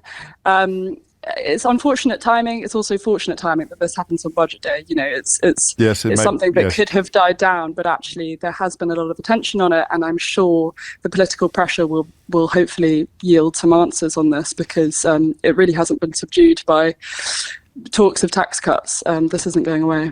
Indeed it's not, and do keep us posted. Thank you very much indeed, Poppy Wood, political correspondent at the I newspaper, who has been, as you just gathered, pursuing this story from the very beginning, and it is extraordinary. I mean, rarely do the sort of triple whammies of culture war conservatives, Tufton Street think tanks and right-wing media, that rarely do they actually align quite so perfectly as they have done on this. But I mean, if you're going to accuse somebody, I obviously get accused of supporting Hamas at times like this by people on social media, just as I get accused of being in the pocket of the Israeli government and being ordered to tailor my coverage of the carnage in Gaza by my Jewish paymasters. So I get both sides of it. But if you're a government minister, my God, you should think twice, thrice, and 4 times before going in on a accusation like that. It's almost as if some of the people masquerading as experts under the umbrella of Tufton Street think tankery are absolutely nothing of the sort. Indeed, were you to check any of their CVs or many of their CVs, you'd wonder how on earth people from that milieu ended up populating Liz Truss's entire government. And speaking of Liz Truss, just looking at an old clip of her bigging up, I think the kids say, the Canadian trade deal. Well, I've got some new figures in front of me today regarding the current trade situation with Canada. We export about 8 out of 10 of the cars that are made in this country. As of next week, as I understand it, or certainly imminently, how much do you think it's going to cost extra to export a single car to Canada? So every single British-built car that gets exported to Canada is going to be subject to a new charge of X pounds. How much do you think it is?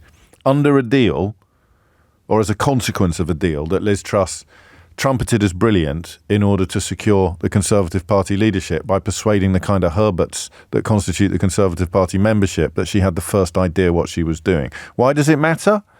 Because Kemi Badenoch is now pursuing exactly the same tactics. So the Liz Truss trade deal that she told you was brilliant is going to cost how much per car on exports to Canada? I'll tell you after this. James O'Brien on LBC. James O'Brien on LBC. It is 11:54. PMQs is imminent. Natasha Clark will be joining me shortly, and then we will be listening to the budget to try to contain your... I don't know, really. Is it unprofessional of me to reveal that I don't get massively enthused by the budget? I was very cross about the pasties a few years ago. All I know is that if the Tories are in power, by 1 o'clock today, I'll be better off than I am now. As a top-rate taxpayer, Jeremy Hunt will make me wealthier by 1 o'clock today than I currently am. And look, you don't have to be Karl Marx to think that's a bit unfair, a little bit ridiculous. But before that, PMQs, which you can, of course, watch live on Global Player. I'm just noting how many people are getting in touch via WhatsApp. That's wonderful. I was taking the mickey a bit, but it's presumably it's a much easier way to contact me than it is than some of the other ways of doing it as well. It's what's the percent, Keith? 75% of the messages in the last hour are via WhatsApp. Admittedly, that's a lot of people saying, hello, James, I'm contacting you via WhatsApp. Steve's been in touch. He says, James, you haven't mentioned your book yet. Cheers, Steve. You're absolutely right, Steve. I haven't mentioned the smash hit bestseller, How They Broke Britain, which explains a hell of a lot of stuff and, in fact, looks very in great detail at precisely the sort of environment in which Michelle Donnellan could have soiled herself in public, having taken the lead from a Tufton Street think tank. So thank you, Steve, for that reminder. I'm also getting some really lovely messages through on WhatsApp from people who've clearly never contacted the programme before, but I think even my ego balks at the idea of reading them out, but I have seen them, so thank you, Saif and Pauline, and many others. But I'll read this from Steve, lest anyone think my ego is out of control. You only have people on your show who correspond to your rhetoric. You are a fraud, James, says Steve in Guildford. I mean, it may well be, Steve, but at least I can spell correspond. Natasha Clark is here. What's going to happen at PMQ? I was thinking about this a minute ago. Oh, good. I would That's love nice of you to do some heavy lifting before you come on air. Hey. Cheers. Yeah, obviously, you've already been talking quite a lot about that Michelle Donnellan story, which I think would be a fantastic thing for Keir Starmer to raise about. Mainly the question, though, about why taxpayers' money is being used to fund a libel case. I don't believe so. It's a weird one, isn't it? I don't believe so. But yes, some of the details that Poppy was mentioning just now with you. You libel someone now, and we'll see where the global. Great. Go on. Who do you want to libel? Libel Jeremy Hunt. I'd rather not. Go on. I've got to see who pays. Do you pay? Do I pay? Or does Global pay? I'd rather not test that, but if you can, if you want. No, I asked first. It's my idea. It's my idea. Great. So I might be skint after this budget, Natasha. I thought you just said you were going to be better off. Well, only because it's a Tory, but I don't know any details. fantastic. PMQ. So you think Michelle Donnellan possibly? Possibly. Also, I wonder if he just generally mentions the dire economic situation before Sunak gets in and before he starts to go, well, actually, everything's fantastic and that, we can see the wood from the trees and there's light at the end of the tunnel. I wonder if Keir Starmer gets in with a couple of questions about how dreadful the economic record of the Conservatives has been the past 14 years. I wonder if he tries to get on the front foot with a bit of that. That's potentially what I would do. And also just generally the tax cuts argument gets ahead of that and saying, well, actually, are you going to cut public spending? Because that's the question that's on everybody's lips today is, are these tax cuts that you're going to announce today, does that mean that we are going to be worse off in terms of our public services later down the line? I mean, how much... Does it get less attention than usual, PMQ, as a consequence of probably a little bit the budget just being just around the corner? Because obviously, Rishi Sunak's going to say, wait and see. You just got a few more minutes and then I can tell you everything. And then the Chancellor's going to set out everything. And the Chancellor, who's been on a 17-mile run this morning to warm up for the budget. Can't think of anything that I'd rather do. He's going to crash about 4 p.m. But they used to have a drink, didn't they? Sometimes. They don't do that anymore. Glass of scotch. I think Ken he Clarke did. Ken Clarke was, I think, the last Tory Chancellor to do that, and I don't think anyone's done it since. Probably just as well. He might need it. See what this lot do sober. I dread to imagine what they might do half cut. So, I mean, anything on the Michelle Donnellan list? Anything else that is sort of party political, as it were, rather than political? Well, obviously, last week he really went on the Tory Islamophobia issue. Obviously, Farage. The Farage stuff is getting more interesting, I think, because Farage is furious about this. I've never seen him so well. I have seen him so rattled, but only when I interviewed him. He's so rattled, he's potentially libelled Jeremy Corbyn. Yes, and there's potentially legal action happening. So the question of why Starmer did it. It's becoming clearer, isn't it? Is that there's some wedge there that he can tie Farage with his long history of accusations of anti-Semitic adjacent behaviour to the Tories while they seek the moral high ground on issues of his anti-Semitism but drop the ball on Islamophobia. There's something there that Starmer's got in his mind. I think that's fair. And also, we haven't really heard from Keir Starmer too much about Rishi Sunak's speech that he made on the steps of Downing Street last Friday. So he could potentially raise that as an issue. And there were obviously a few policies in there, and that we've seen a few policies in the newspapers. We know there's apparently a row going on within the Conservative Party about changing the definition of extremism. Could that be something that Keir Starmer talks about, as well as potentially banning hate speech activists from coming into Britain? What does that mean? And is Keir Starmer prepared to stand up for free speech, because it could potentially face a crackdown on that? Well, to highlight the difficulties of that sort of path, presumably labelling someone a Hamas sympathiser when they're nothing of the sort would be hate speech of a kind. You'd argue that. Yeah.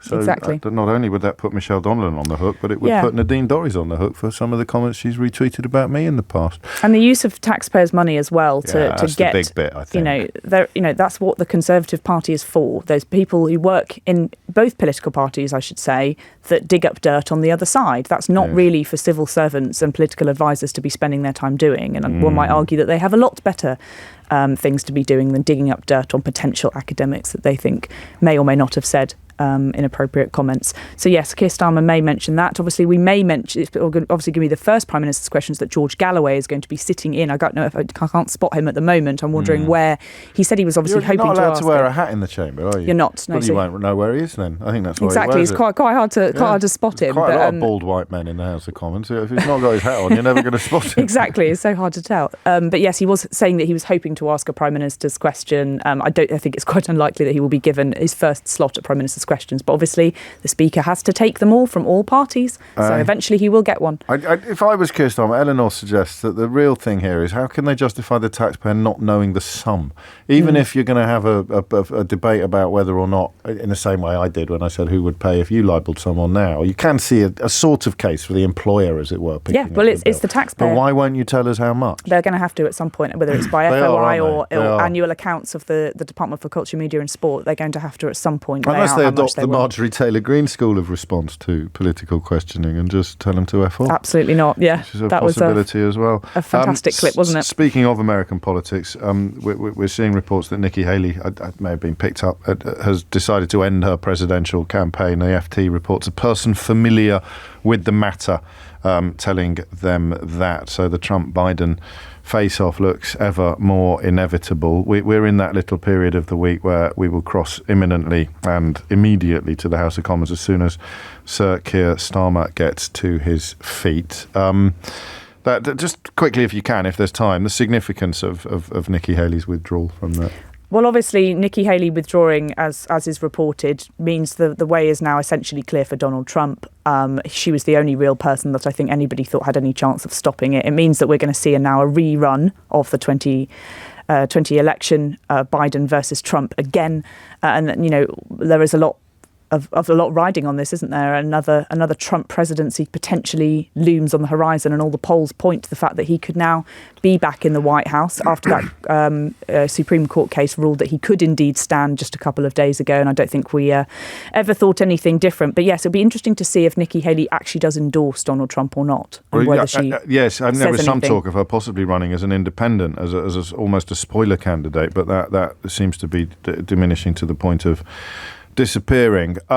What does that mean for us? I think the likelihood of Trump getting back into the White House is now high. I think it's almost certain. Do you really go that far? And I think there are a lot of diplomats, people I speak to in Washington as well, that say that they are expecting Donald Trump to win and have been for months. I've heard the same. I think it doesn't... Well, I mean, we should stress that democracy itself is at stake here, according to extremely well-informed observers of American politics and participants past and present.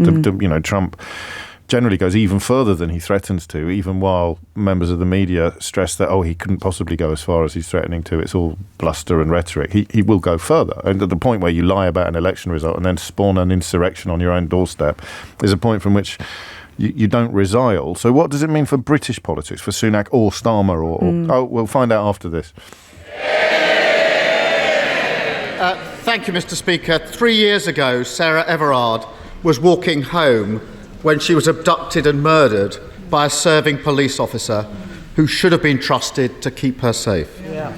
As a father, I can't imagine the pain her parents, her family and her friends are going through in this difficult anniversary week. Lady Angelina's report exposes the appalling failure in police vetting and in misconduct processes. And I'm very troubled by its conclusion that there is, and I'm going to quote it, nothing to stop another cousin's operating in plain sight. How can that be the case 3 years on from this horrendous crime?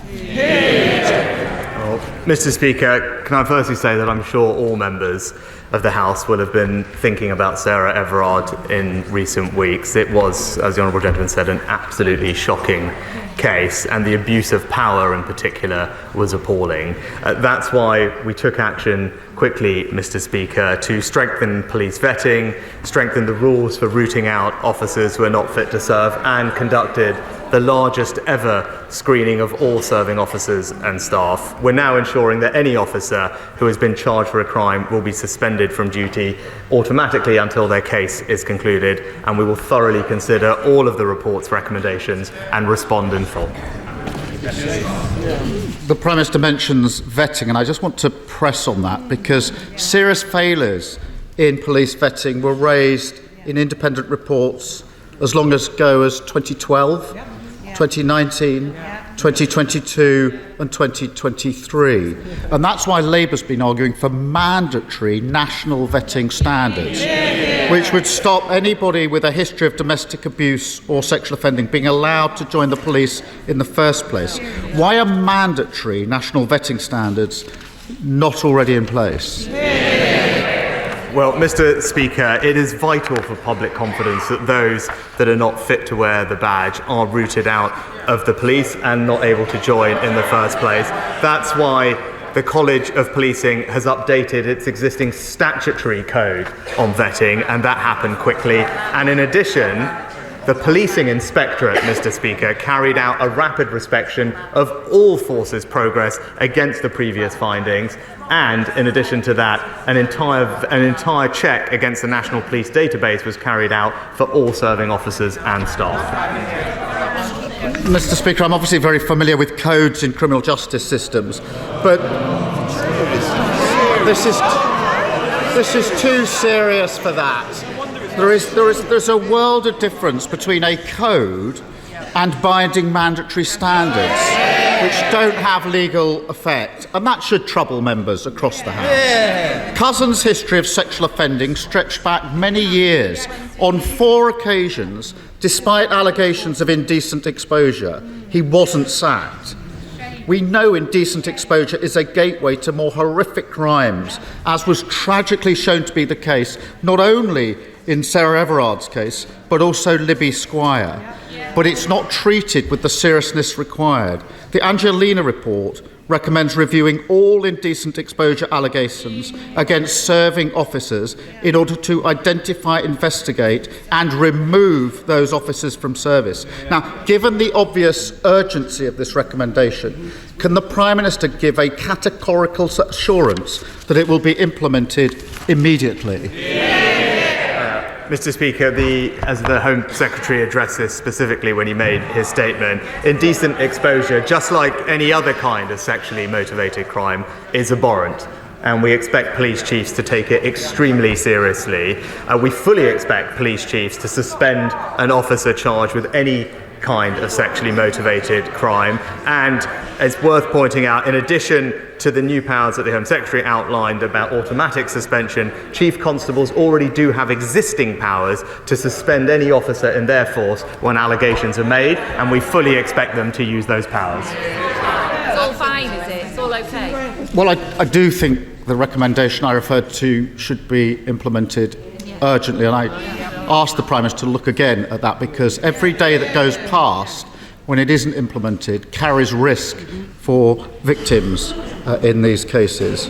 Sarah Everard's murder should, of course, been a watershed moment on policing reform, on the criminal justice system, on violence against women and girls.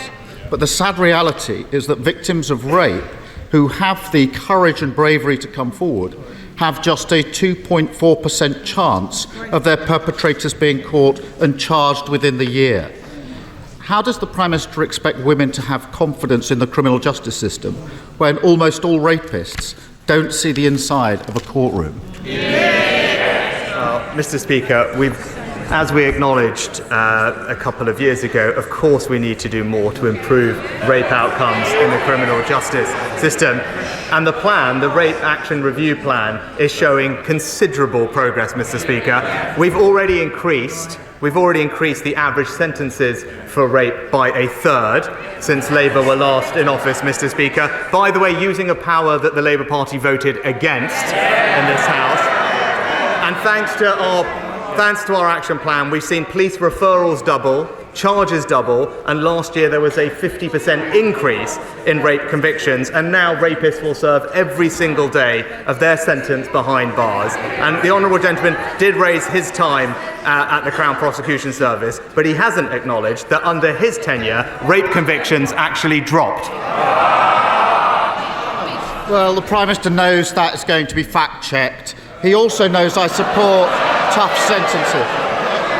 I really do think that the victims of violence against women and girls deserve better than this nonsense from the Prime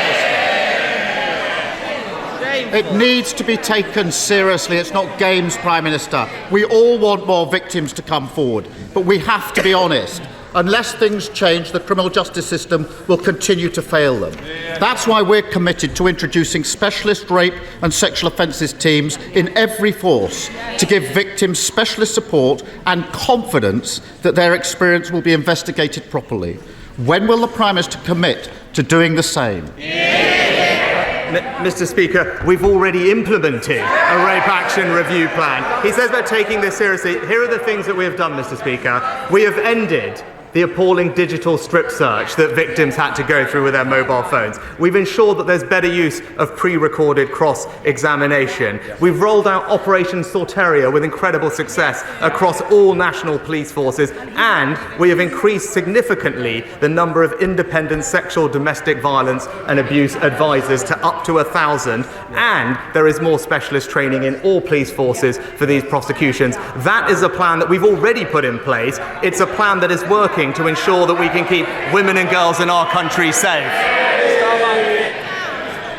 Mr. Speaker, the problem is the rosy picture the Prime Minister tries to paint of the current criminal justice system is completely at odds with the confidence many women currently have in it. And with the publication of the Angelina report, the country deserves to know that we're doing all we can to make our country safe for women. That starts with what should be the most basic task, creating a safe workplace here in Westminster. And at the moment, as everyone in this House knows, we are failing in that endeavour, and we all have a duty to change this. So when will he make time for the vote on banning from Parliament MPs who face allegations of sex offences? Prime Minister. Mr. Speaker, it is absolutely right that we ensure our communities are safe for women and girls. That's why we passed the landmark Domestic Abuse Act. That's why we set up a new 24/7 victim support line. It's why we've quadrupled funding for victim support, and why we are investing in practical things like CCTV and better street lighting in safer communities up and down the country. Now, of course, there is always more we can do, but this government has a strong track record in ensuring that women across this country will feel safe. Mr. Speaker, sir, I want the Prime Minister to know that the people of Romford are struggling with ever-increasing energy prices, yet providers are making huge profits, running into hundreds of millions. So, does the Prime Minister agree with me that reductions in wholesale prices should be passed on to the consumers and standing charges brought down? And will the government hold utility companies to account for their actions? Well, Mr. Speaker, my honourable friend is right to highlight the challenge that high energy bills have posed, not just to his constituents in Romford, but across the country. That's why we stepped in with a significant package of support, paying for around half of a typical household energy bill when prices were at their highest. My honourable friend, I know, will join me in welcoming the fact that the energy price cap is set to fall by almost £250 in April, which will bring relief to many families, but we must hold companies to account, and that's why we introduced the energy profits levy on the windfall profits caused by an unexpected increase in energy prices, and we are going further to cut costs for people by cutting their taxes and putting more money in their family bank accounts. SNP Leader Stephen Flynn. Mr. Speaker, much to my surprise this morning, it's been widely reported that the Conservative Party in Scotland are absolutely furious that Westminster is about to tax Scotland's natural resources in order to pay for a tax cut in England. Mr. Speaker, is the Prime Minister in danger of turning his colleagues into nationalists? Mr. Speaker, obviously I wouldn't comment on the budget, but what I would say is, when I was in Scotland last week, it was crystal clear. There has only ever been one party consistently standing up for the North Sea energy industry, and it's the Scottish Conservatives. The Prime Minister knows that not to be the case, but there's a serious point to be made here, Mr. Speaker. The Conservative Party want to use Scotland's natural resources to pay for tax cuts in England. The Labour Party want to use Scotland's natural resources to pay for nuclear power stations in England, and the cost of that up to 100,000 jobs. Scotland's wealth, Scotland's resources, Scotland's jobs, all again to Westminster. But with the Tories on just 15% in the polls in Scotland now, will the Prime Minister do us all a favour and call a general election? Mr. Speaker, the honourable gentleman claims to be supportive of the North Sea energy industry. Why is it that he's opposed all the measures that we have taken to protect those jobs in Scotland over the past couple of years? He talks about tax in Scotland and England. I'll just gently point out to him that thanks to the actions of the Chancellor and this UK government, everyone in Scotland has received a significant tax cut from January this year. And in contrast to the Chancellor's last budget, the SNP's budget put taxes up for working Scots. Scotland is now the high tax capital of the UK, but this Conservative government is going to keep cutting taxes for hard-working Scots. Mr. Speaker, the government is rightly acting to properly compensate the Horizon victims who are highlighted by Alan Bates's legal challenge. However, there are thousands more sub-postmasters across the country who are not actually prosecuted but who faced financial penalties for bogus shortfalls, causing enormous financial and personal distress to them. Does the Prime Minister agree with me that we should now be doing everything possible to do right by all victims of gross miscarriage of justice, clear their names, and at last properly financially compensate? My right honourable friend is absolutely right to highlight the appalling impact this miscarriage of justice has had on people's mental health. As he acknowledged, our focus is on delivering justice for the postmasters, and that's why we will introduce legislation to overturn convictions and pave the way for the swift payment of compensation, which he acknowledged. But I thank my honourable friend for his long-standing campaign on this issue about mental health, and I can assure him that the Postal Minister is closely examining the issues he raises. He's considering next steps and will keep the right honourable gentleman closely informed. Sir Geoffrey Donalds. Thank you, Mr. Speaker. I thought we'd stay with that, because David Davis is always an interesting contributor to parliamentary matters. He did something this week that I was impressed by. You know, I'm on a constant quest to find nice things to say about Tories. Did he withdraw his support for George Galloway? He was going to be one of the people that introduced George Galloway in the Commons on Monday, correct, and then changed his mind because of one of Galloway's outbursts? Yes, I think those close to George Galloway were expecting that David Davis would do so, but at the end of last week. But yes, in the end, it was I think the Speaker and Peter Bottomley and someone from the Alba Party, which actually ended up introducing George Galloway instead. Peter Bottomley, of course, has no choice in the matter as the father of the Yes, House. I presume because he is the most senior him. member of the House. I presume that is why, indeed, he was there. Oh, he's the oldest? Yes. Is he the oldest or is he the longest serving? I think Rishi Sunak's the most senior. Sorry, longest serving. I'm just being an idiot. Should we have an ad break and then come back and fill some space before the budget starts? Are you up for that, Natasha? I'm up for that. Yeah. James O'Brien on LBC.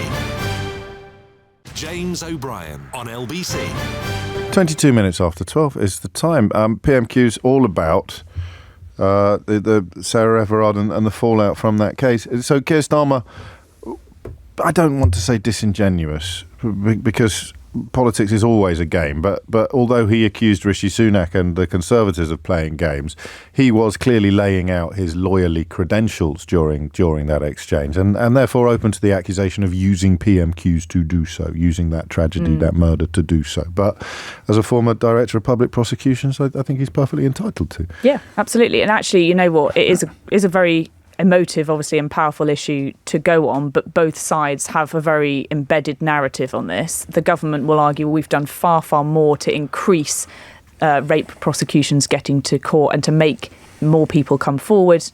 Obviously, police have obviously heard many more cases than they did before, but the Labour Party will obviously argue, well, you're starting from a very low base, guys, and it's still really dreadful situation for many women who are trying to go through this justice situation.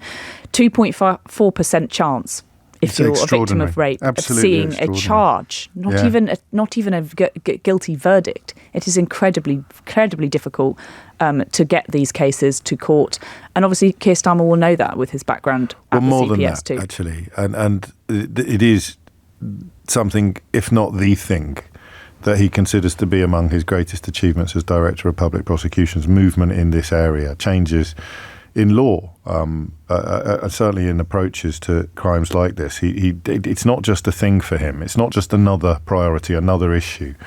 I happen to know that it's something that he cares passionately about, and will presumably bring it into power if he is to succeed at the next election. Yeah, definitely. And there are people in the Labour Party trying to make... Do you remember when Keir Starmer launched all of his missions, and there's people like Jess Phillips trying to fight for him to make violence against women and girls one of those 5th missions, and I think at the end of it just about dropped out, and they decided to focus on crime generally. But violence against women and girls, I think, is going to be a key part of Labour's election campaign.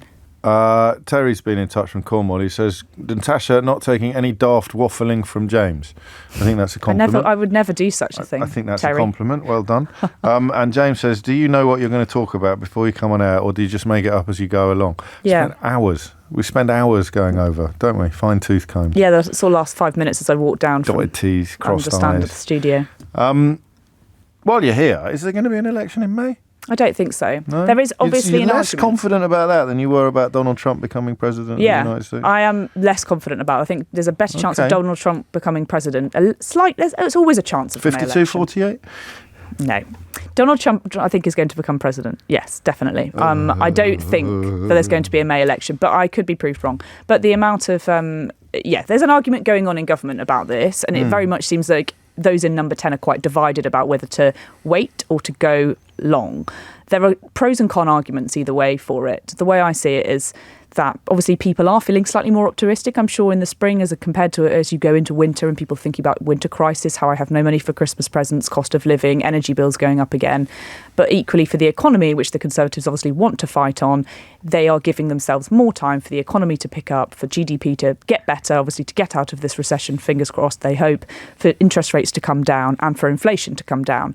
And also I think, when you're at 20% in the polls and you have the power to call an election, why on earth would you do it now? Why would you not just wait to see if something might come up to make it better? You know the answer. It might be 10% by November. I mean, it's not beyond the realms of possibility. That's the Labour Party's argument of it could get worse, Yes. but actually I think it probably can't. I think this 20% core base of support is probably the lowest that the Conservatives are going to, prove me wrong if we start going into 18, 19% and reforms start to take even bigger chunks out of the Conservative vote than before. But I don't think it's going to get too much worse for them. I think it can only really get better. And obviously, the longer you wait as well for an election, the longer you give Keir Starmer to possibly trip up. And obviously, that's a bit of hope for the Conservatives. Of course it is. But they have shown, obviously, with the last few weeks and their handling of the Gaza-Israel vote, that things can be quite tricky for them. Now, speaking of the Gaza-Israel vote, are we reading too much into this? But a few people have picked up on it.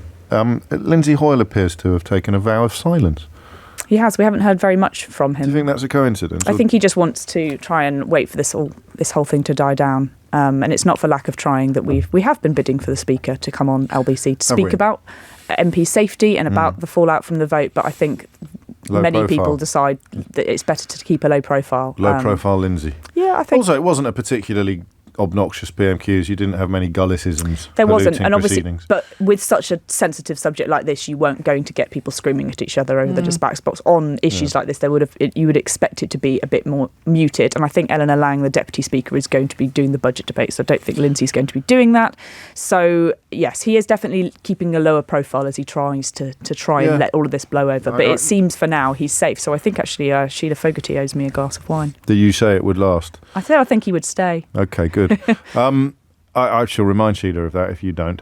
What is happening now? We're waiting for the budget to begin, really. So usually you'd expect it to be 12:30 or shortly thereafter. Yes, they're always late from Prime Minister's questions, as we well know. But yes, Jeremy Hunt expected in the next few minutes to stand up and deliver what could be the final budget of his career, which could be the final budget of this Parliament.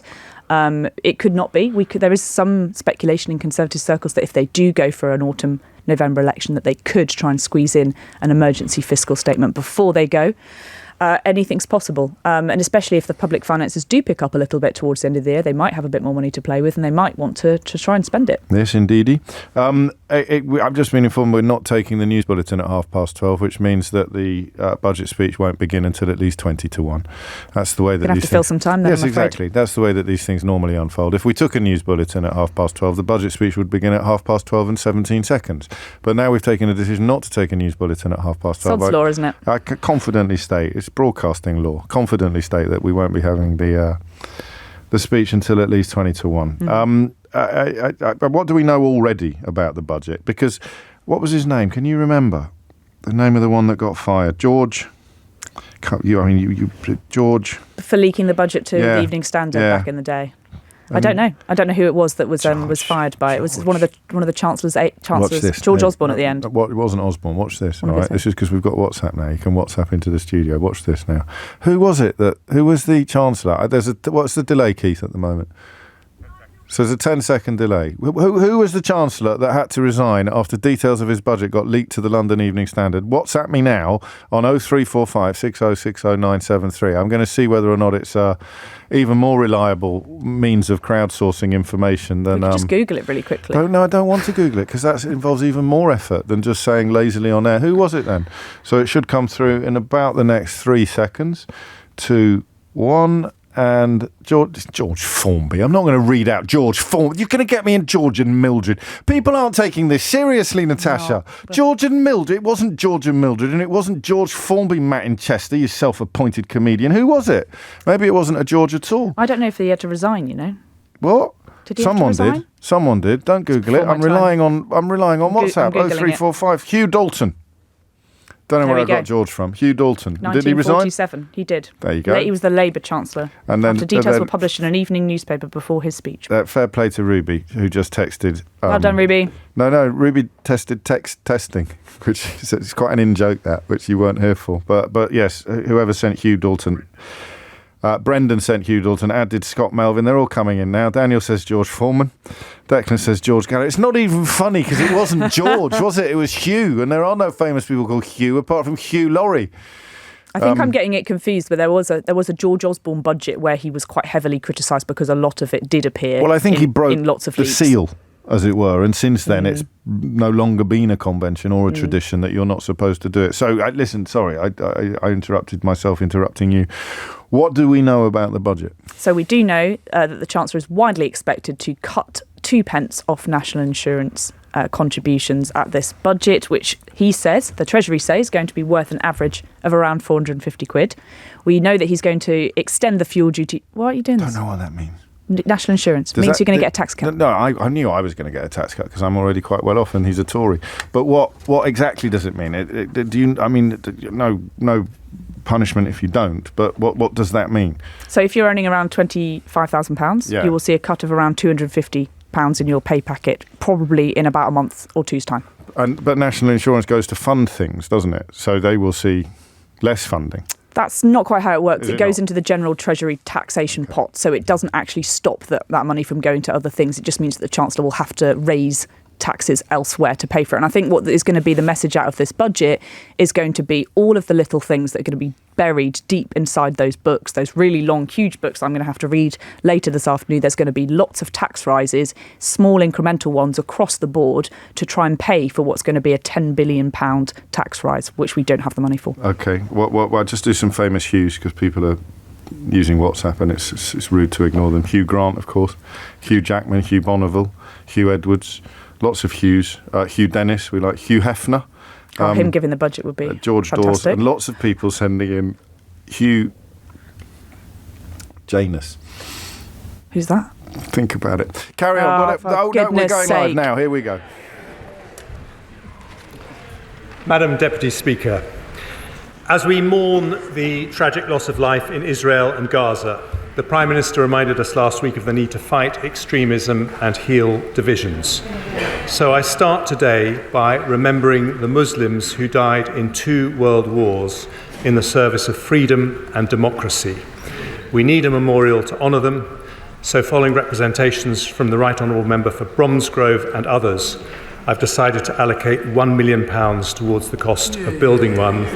Whatever your faith or colour or class, this country will never forget the sacrifices made for our future. Madam Deputy Speaker, in recent times the UK and the UK economy has dealt with a financial crisis, a pandemic and an energy shock caused by war in Europe. Yet despite the most challenging economic headwinds in modern history, under Conservative governments since 2010, growth has been higher than every large European economy. Unemployment has halved, absolute poverty has gone down, and there are 800 more people in jobs for every single day that we've been in office.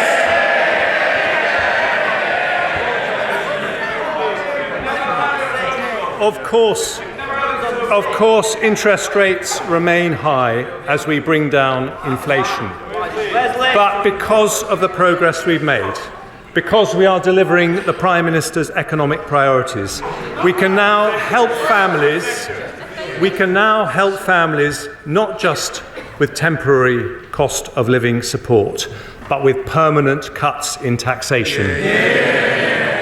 We do this to give much needed help in challenging times. but also because Conservatives know lower taxes mean higher growth.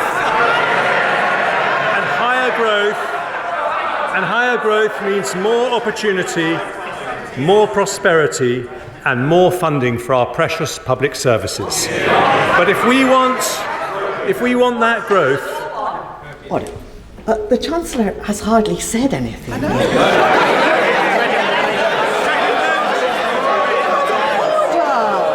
Order! You can't get excited yet. Now, other people want to hear what the Chancellor has to say, and it's matters. So, we'll have a bit of good behaviour, please. Chancellor. Thank you, Madam Deputy Speaker. If we want that growth to lead to higher wages and higher living standards for every family in every corner of the country, it cannot come from unlimited migration. It can only come by building a high-wage, high-skill economy. Not just higher GDP, but higher GDP per head. And that is the difference with the party opposite. Their plans destroy jobs, reduce opportunities, and risk family finances with spending that pushes up taxes. Instead of going back to square one, the policies I announced today mean more investment, more jobs, better public services, and lower taxes in a budget for long-term growth. And Madam Deputy Speaker, I start with the updated forecast from the OBR, for which I thank Richard Hughes and his team. First, inflation. When the Prime Minister and I came to office, it was 11%. The latest figures show... I know the party opposite struck... This is not amusing anymore. We need to hear what the Chancellor has to say. I can tell who's making the noise, and you simply won't get a chance to speak later. So that's the end of it. Chancellor.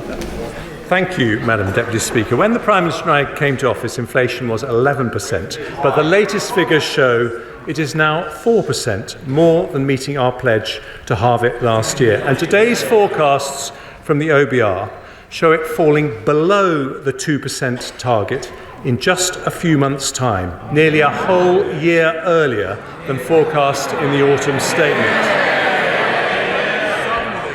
That didn't happen by accident. Whatever the pressures and whatever the politics, a Conservative government working with the Bank of England will always put sound money first. But we also understand that tackling inflation, while necessary, is painful. It means higher interest rates and a period of lower growth.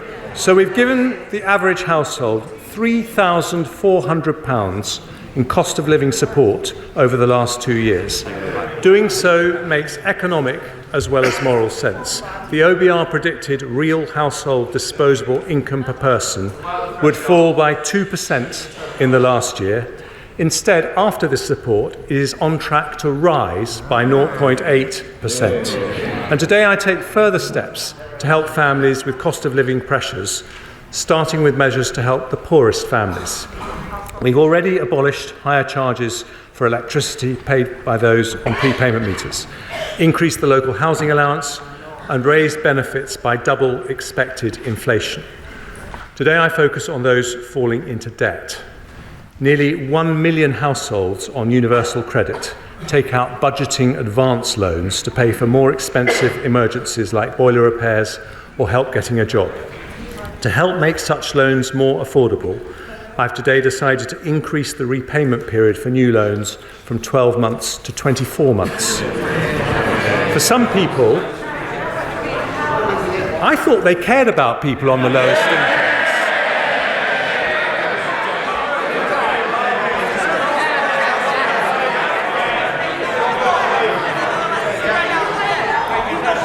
But trust the Labour Party not to want to hear about debt. For some people, the best way to resolve debt is through a debt relief order. But getting one costs £90, which can deter the very people who need them the most. So having listened carefully to representations from Citizens' Advice, I today relieve pressure on around 40,000 families every year by abolishing the £90 charge completely. Next, the Household Support Fund. It was set up on a temporary basis and due to conclude at the end of this month. Having listened carefully to representations from the Joseph Rowntree Foundation, the Trussell Trust, and honourable members from East Ham, Colchester, Ruislip, Northwood and Pinner, and Suffolk Coastal, amongst others, I've decided that with the battle against inflation still not over, now is not the time to stop the targeted help it offers. We will therefore continue it at current levels for another 6 months. Next, I turn to a measure that will help businesses and households more broadly. In the autumn statement, I froze alcohol duty until August of this year. Without any action today, it would have been due to rise by 3%. But I've listened carefully to my right honourable friends from Altrincham and Sale West, the Vale of Glamorgan, and my right honourable friend from Murray, who is a formidable champion of the Scottish whisky industry. I also listened to Councillor John Tonks from Ash, a strong supporter of the wonderful Admiral pub, who pointed out the pressures facing the industry. So today I've decided to extend the alcohol duty freeze until February 2025. This benefits 38,000 pubs across the UK, and on top of the £13,000 saving a typical pub will get from the 75% business rates discount I announced in the autumn. We value our hospitality industry and are backing the great British pub. Another cost that families and businesses worry about is fuel. Now, the Shadow Chancellor complained about the freeze on fuel duty, and Labour has opposed it at every opportunity. The Labour Mayor of London wants to punish motorists even more with his ULEZ plans, but lots of families and sole traders depend on their car.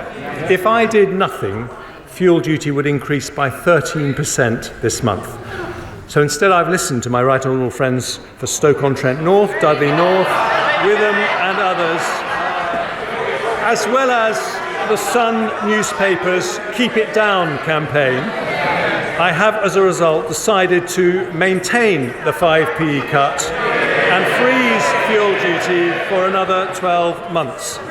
This will save the average car driver £50 next year and bring total savings since the 5p cut was introduced to around £250. Taken together with the alcohol duty freeze, this decision also reduces headline inflation by 0.2 percentage points in 24/5, allowing us to make faster progress towards the Bank of England's 2% target. Madam Deputy Speaker, there can be no solid growth without solid finances. An economy based on sound money does not pass its bills to the next generation. When it comes to borrowing, some believe there is a trade-off between compassion and fiscal responsibility. They are wrong. It is only because we responsibly reduce the deficit by 80% between 2010 and 2019 that we could provide £370 billion to help businesses and families in the pandemic. The party opposite opposed our plans to reduce the deficit every single step of the way. But in fairness, they were consistent. The Lib Dems supported controlling spending in coalition, but now say they would prop up a party that will turn on the spending taps. It's the difference between no plan and no principles.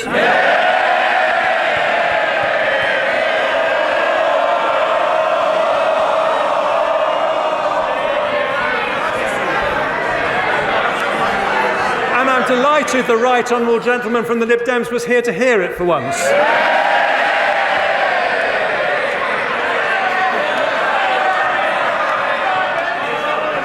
Today, we say something different. There is nothing compassionate about running out of money. With the pandemic behind us, we must once again be responsible and build up our resilience to future shocks. That means bringing down borrowing so we can start to reduce our debt. And today's figures confirm that is happening. Ahead of my first autumn statement in 22, the OBR forecast headline debt would rise to above 100% of GDP. Today they will say it will fall in every year to just 94% by 28-29. Underlying debt, which excludes Bank of England debt, will be 91.7% in 24-5, according to the OBR, then 92.8%, 93.2%, 93.2% before falling to 92.9% in 28-29, with final year headroom against debt falling of £8.9 billion. Our underlying debt is therefore on track to fall as a share of GDP, meeting our fiscal rule. And we continue to have the second lowest level of government debt in the G7, lower than Japan, France, or the United States. We also meet our second fiscal rule for public sector borrowing to be below 3% of GDP 3 years early. Borrowing falls from 4.2% of GDP in 23-4 to 3.1%, 2.7%, 2.3%, 1.6% and 1.2% in 2028-29. By the end of the forecast, borrowing is at its lowest level of GDP since 2001. None of that, of course, would be possible if Labour implemented their pledge to decarbonise the grid 5 years early by 2030. By their own calculations, that costs £28 billion a year to do. But last month, after flip-flopping for months, they said they're not going to spend the £28 billion after all, but somehow they'll meet their pledge. Somehow, Madam Deputy Speaker, can only mean one thing: tax rises on working families. Same old Labour. Today, in contrast, a Conservative government brings down taxes with borrowing broadly unchanged. In fact, borrowing is slightly lower than the autumn statement. And the fact that we are bringing borrowing down is something of particular importance to one very special person. Sir Robert Stamen is the outgoing Chief Executive of the Government's Debt Management Office. And after 20 years of exceptional public service, he is in the gallery.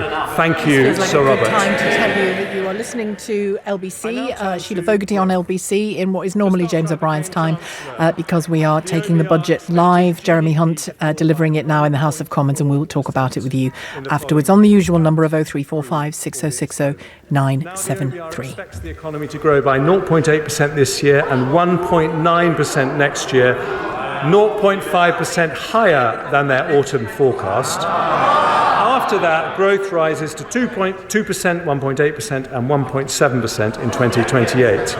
Since 2010, they don't want to hear this, but these are the facts. Since 2010, we have grown faster than Germany, France or Italy, the three largest European economies.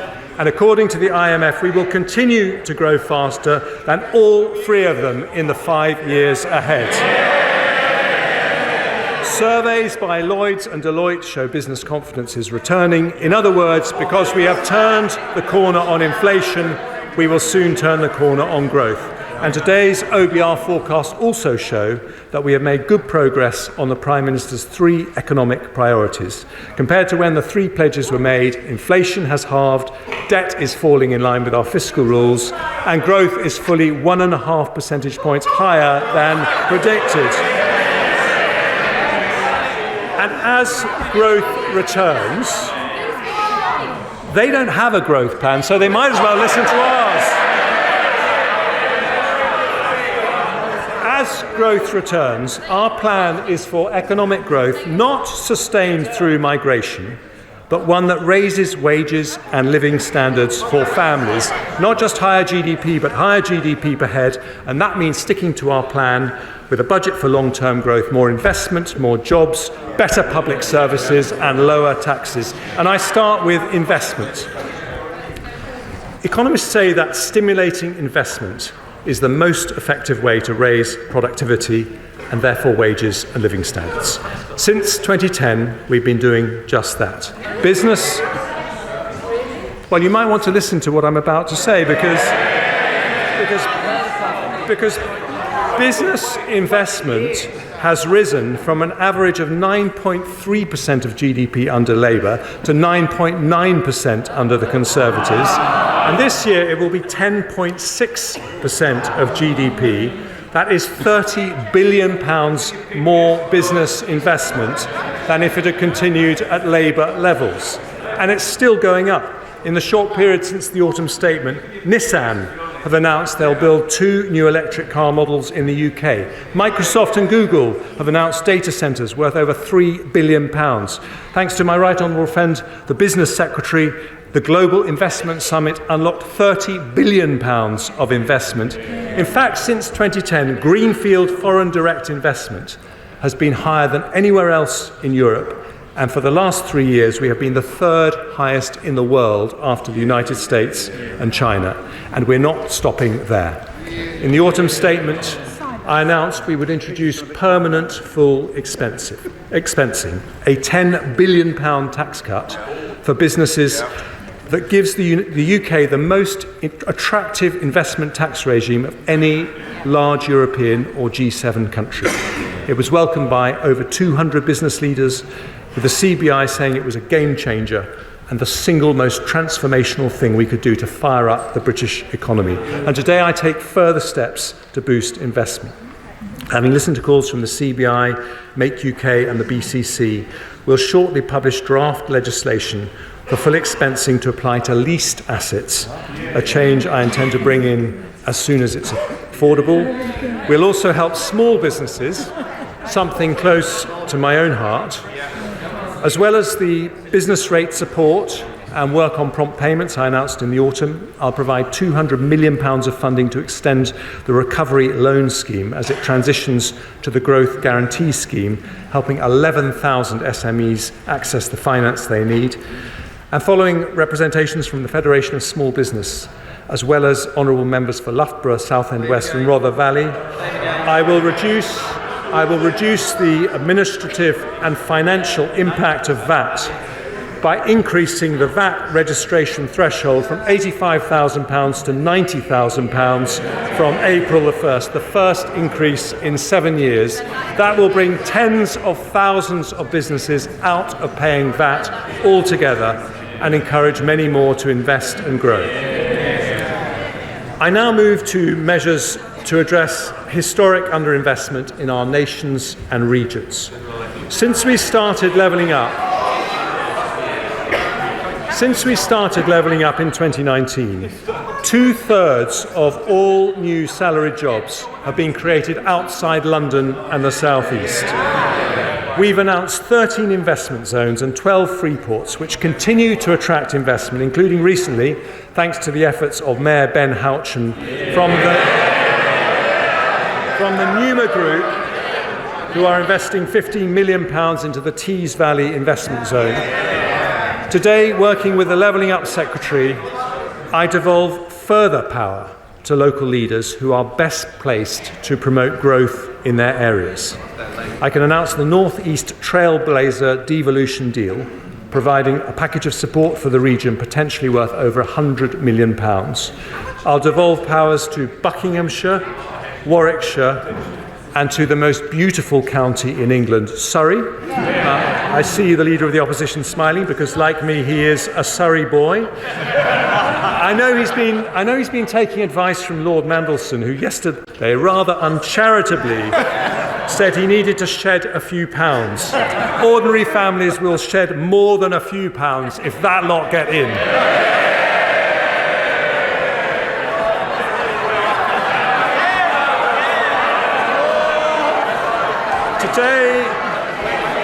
Today,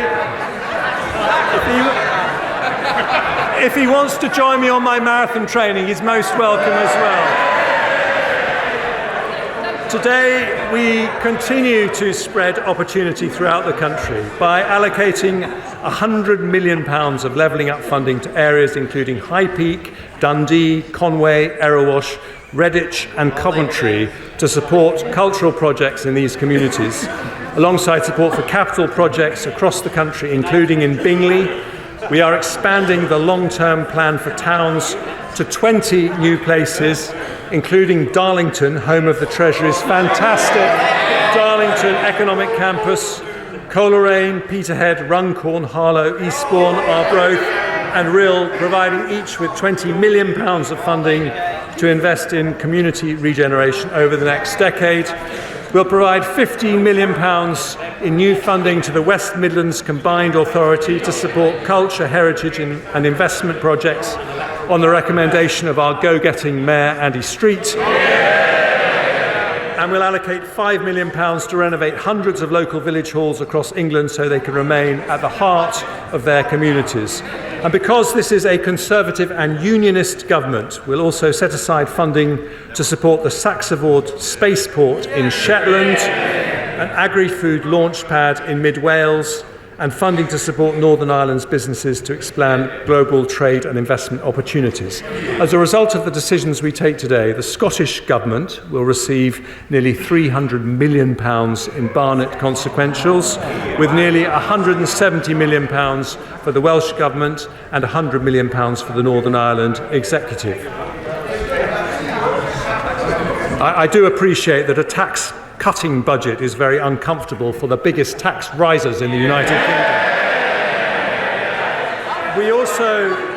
We also want to level up opportunity across the generations, including building more houses for young people, and we're on track to deliver over 1 million homes in this Parliament. Last week, the Levelling Up Secretary allocated £188 million to support projects in Sheffield, Blackpool and Liverpool, and today I go further, allocating £242 million of investments in Barking Riverside and Canary Wharf, which together will build nearly 8,000 houses, as well as transforming Canary Wharf into a new hub for life science companies. We're launching a new £20 million community-led housing scheme supporting local communities to deliver the developments they want and need. And I'm pleased to announce the next steps for Cambridge to reach its potential to be the world's leading scientific powerhouse. I confirm there will be a long-term funding settlement for the Future Development Corporation in Cambridge at the next spending review, with over £10 million invested in the coming year to unlock delivery of crucial local transport and health infrastructure. The final levelling up measures I announced today support North Wales, where I have many happy childhood memories, in mould, following representations from the Honourable Member for the Vale of Clwyd. We will help fund the renovation of Theatre Clwyd. And I can announce this week the Government has reached agreement on a £160 million deal with Hitachi to purchase the Wilfer site in Innismarn and the Oldbury site in South Gloucestershire. Innismarn has a vital role in delivering our nuclear ambitions, and no one should take more credit for today's announcement than my tireless, tenacious and turbocharged honourable friend Innismarn. More investment by large businesses, more support for small businesses, promoting investment in our nations and regions, all part of a budget for long-term growth that sticks to our plan to deliver more jobs, better public services and lower tax. James O'Brien on LBC.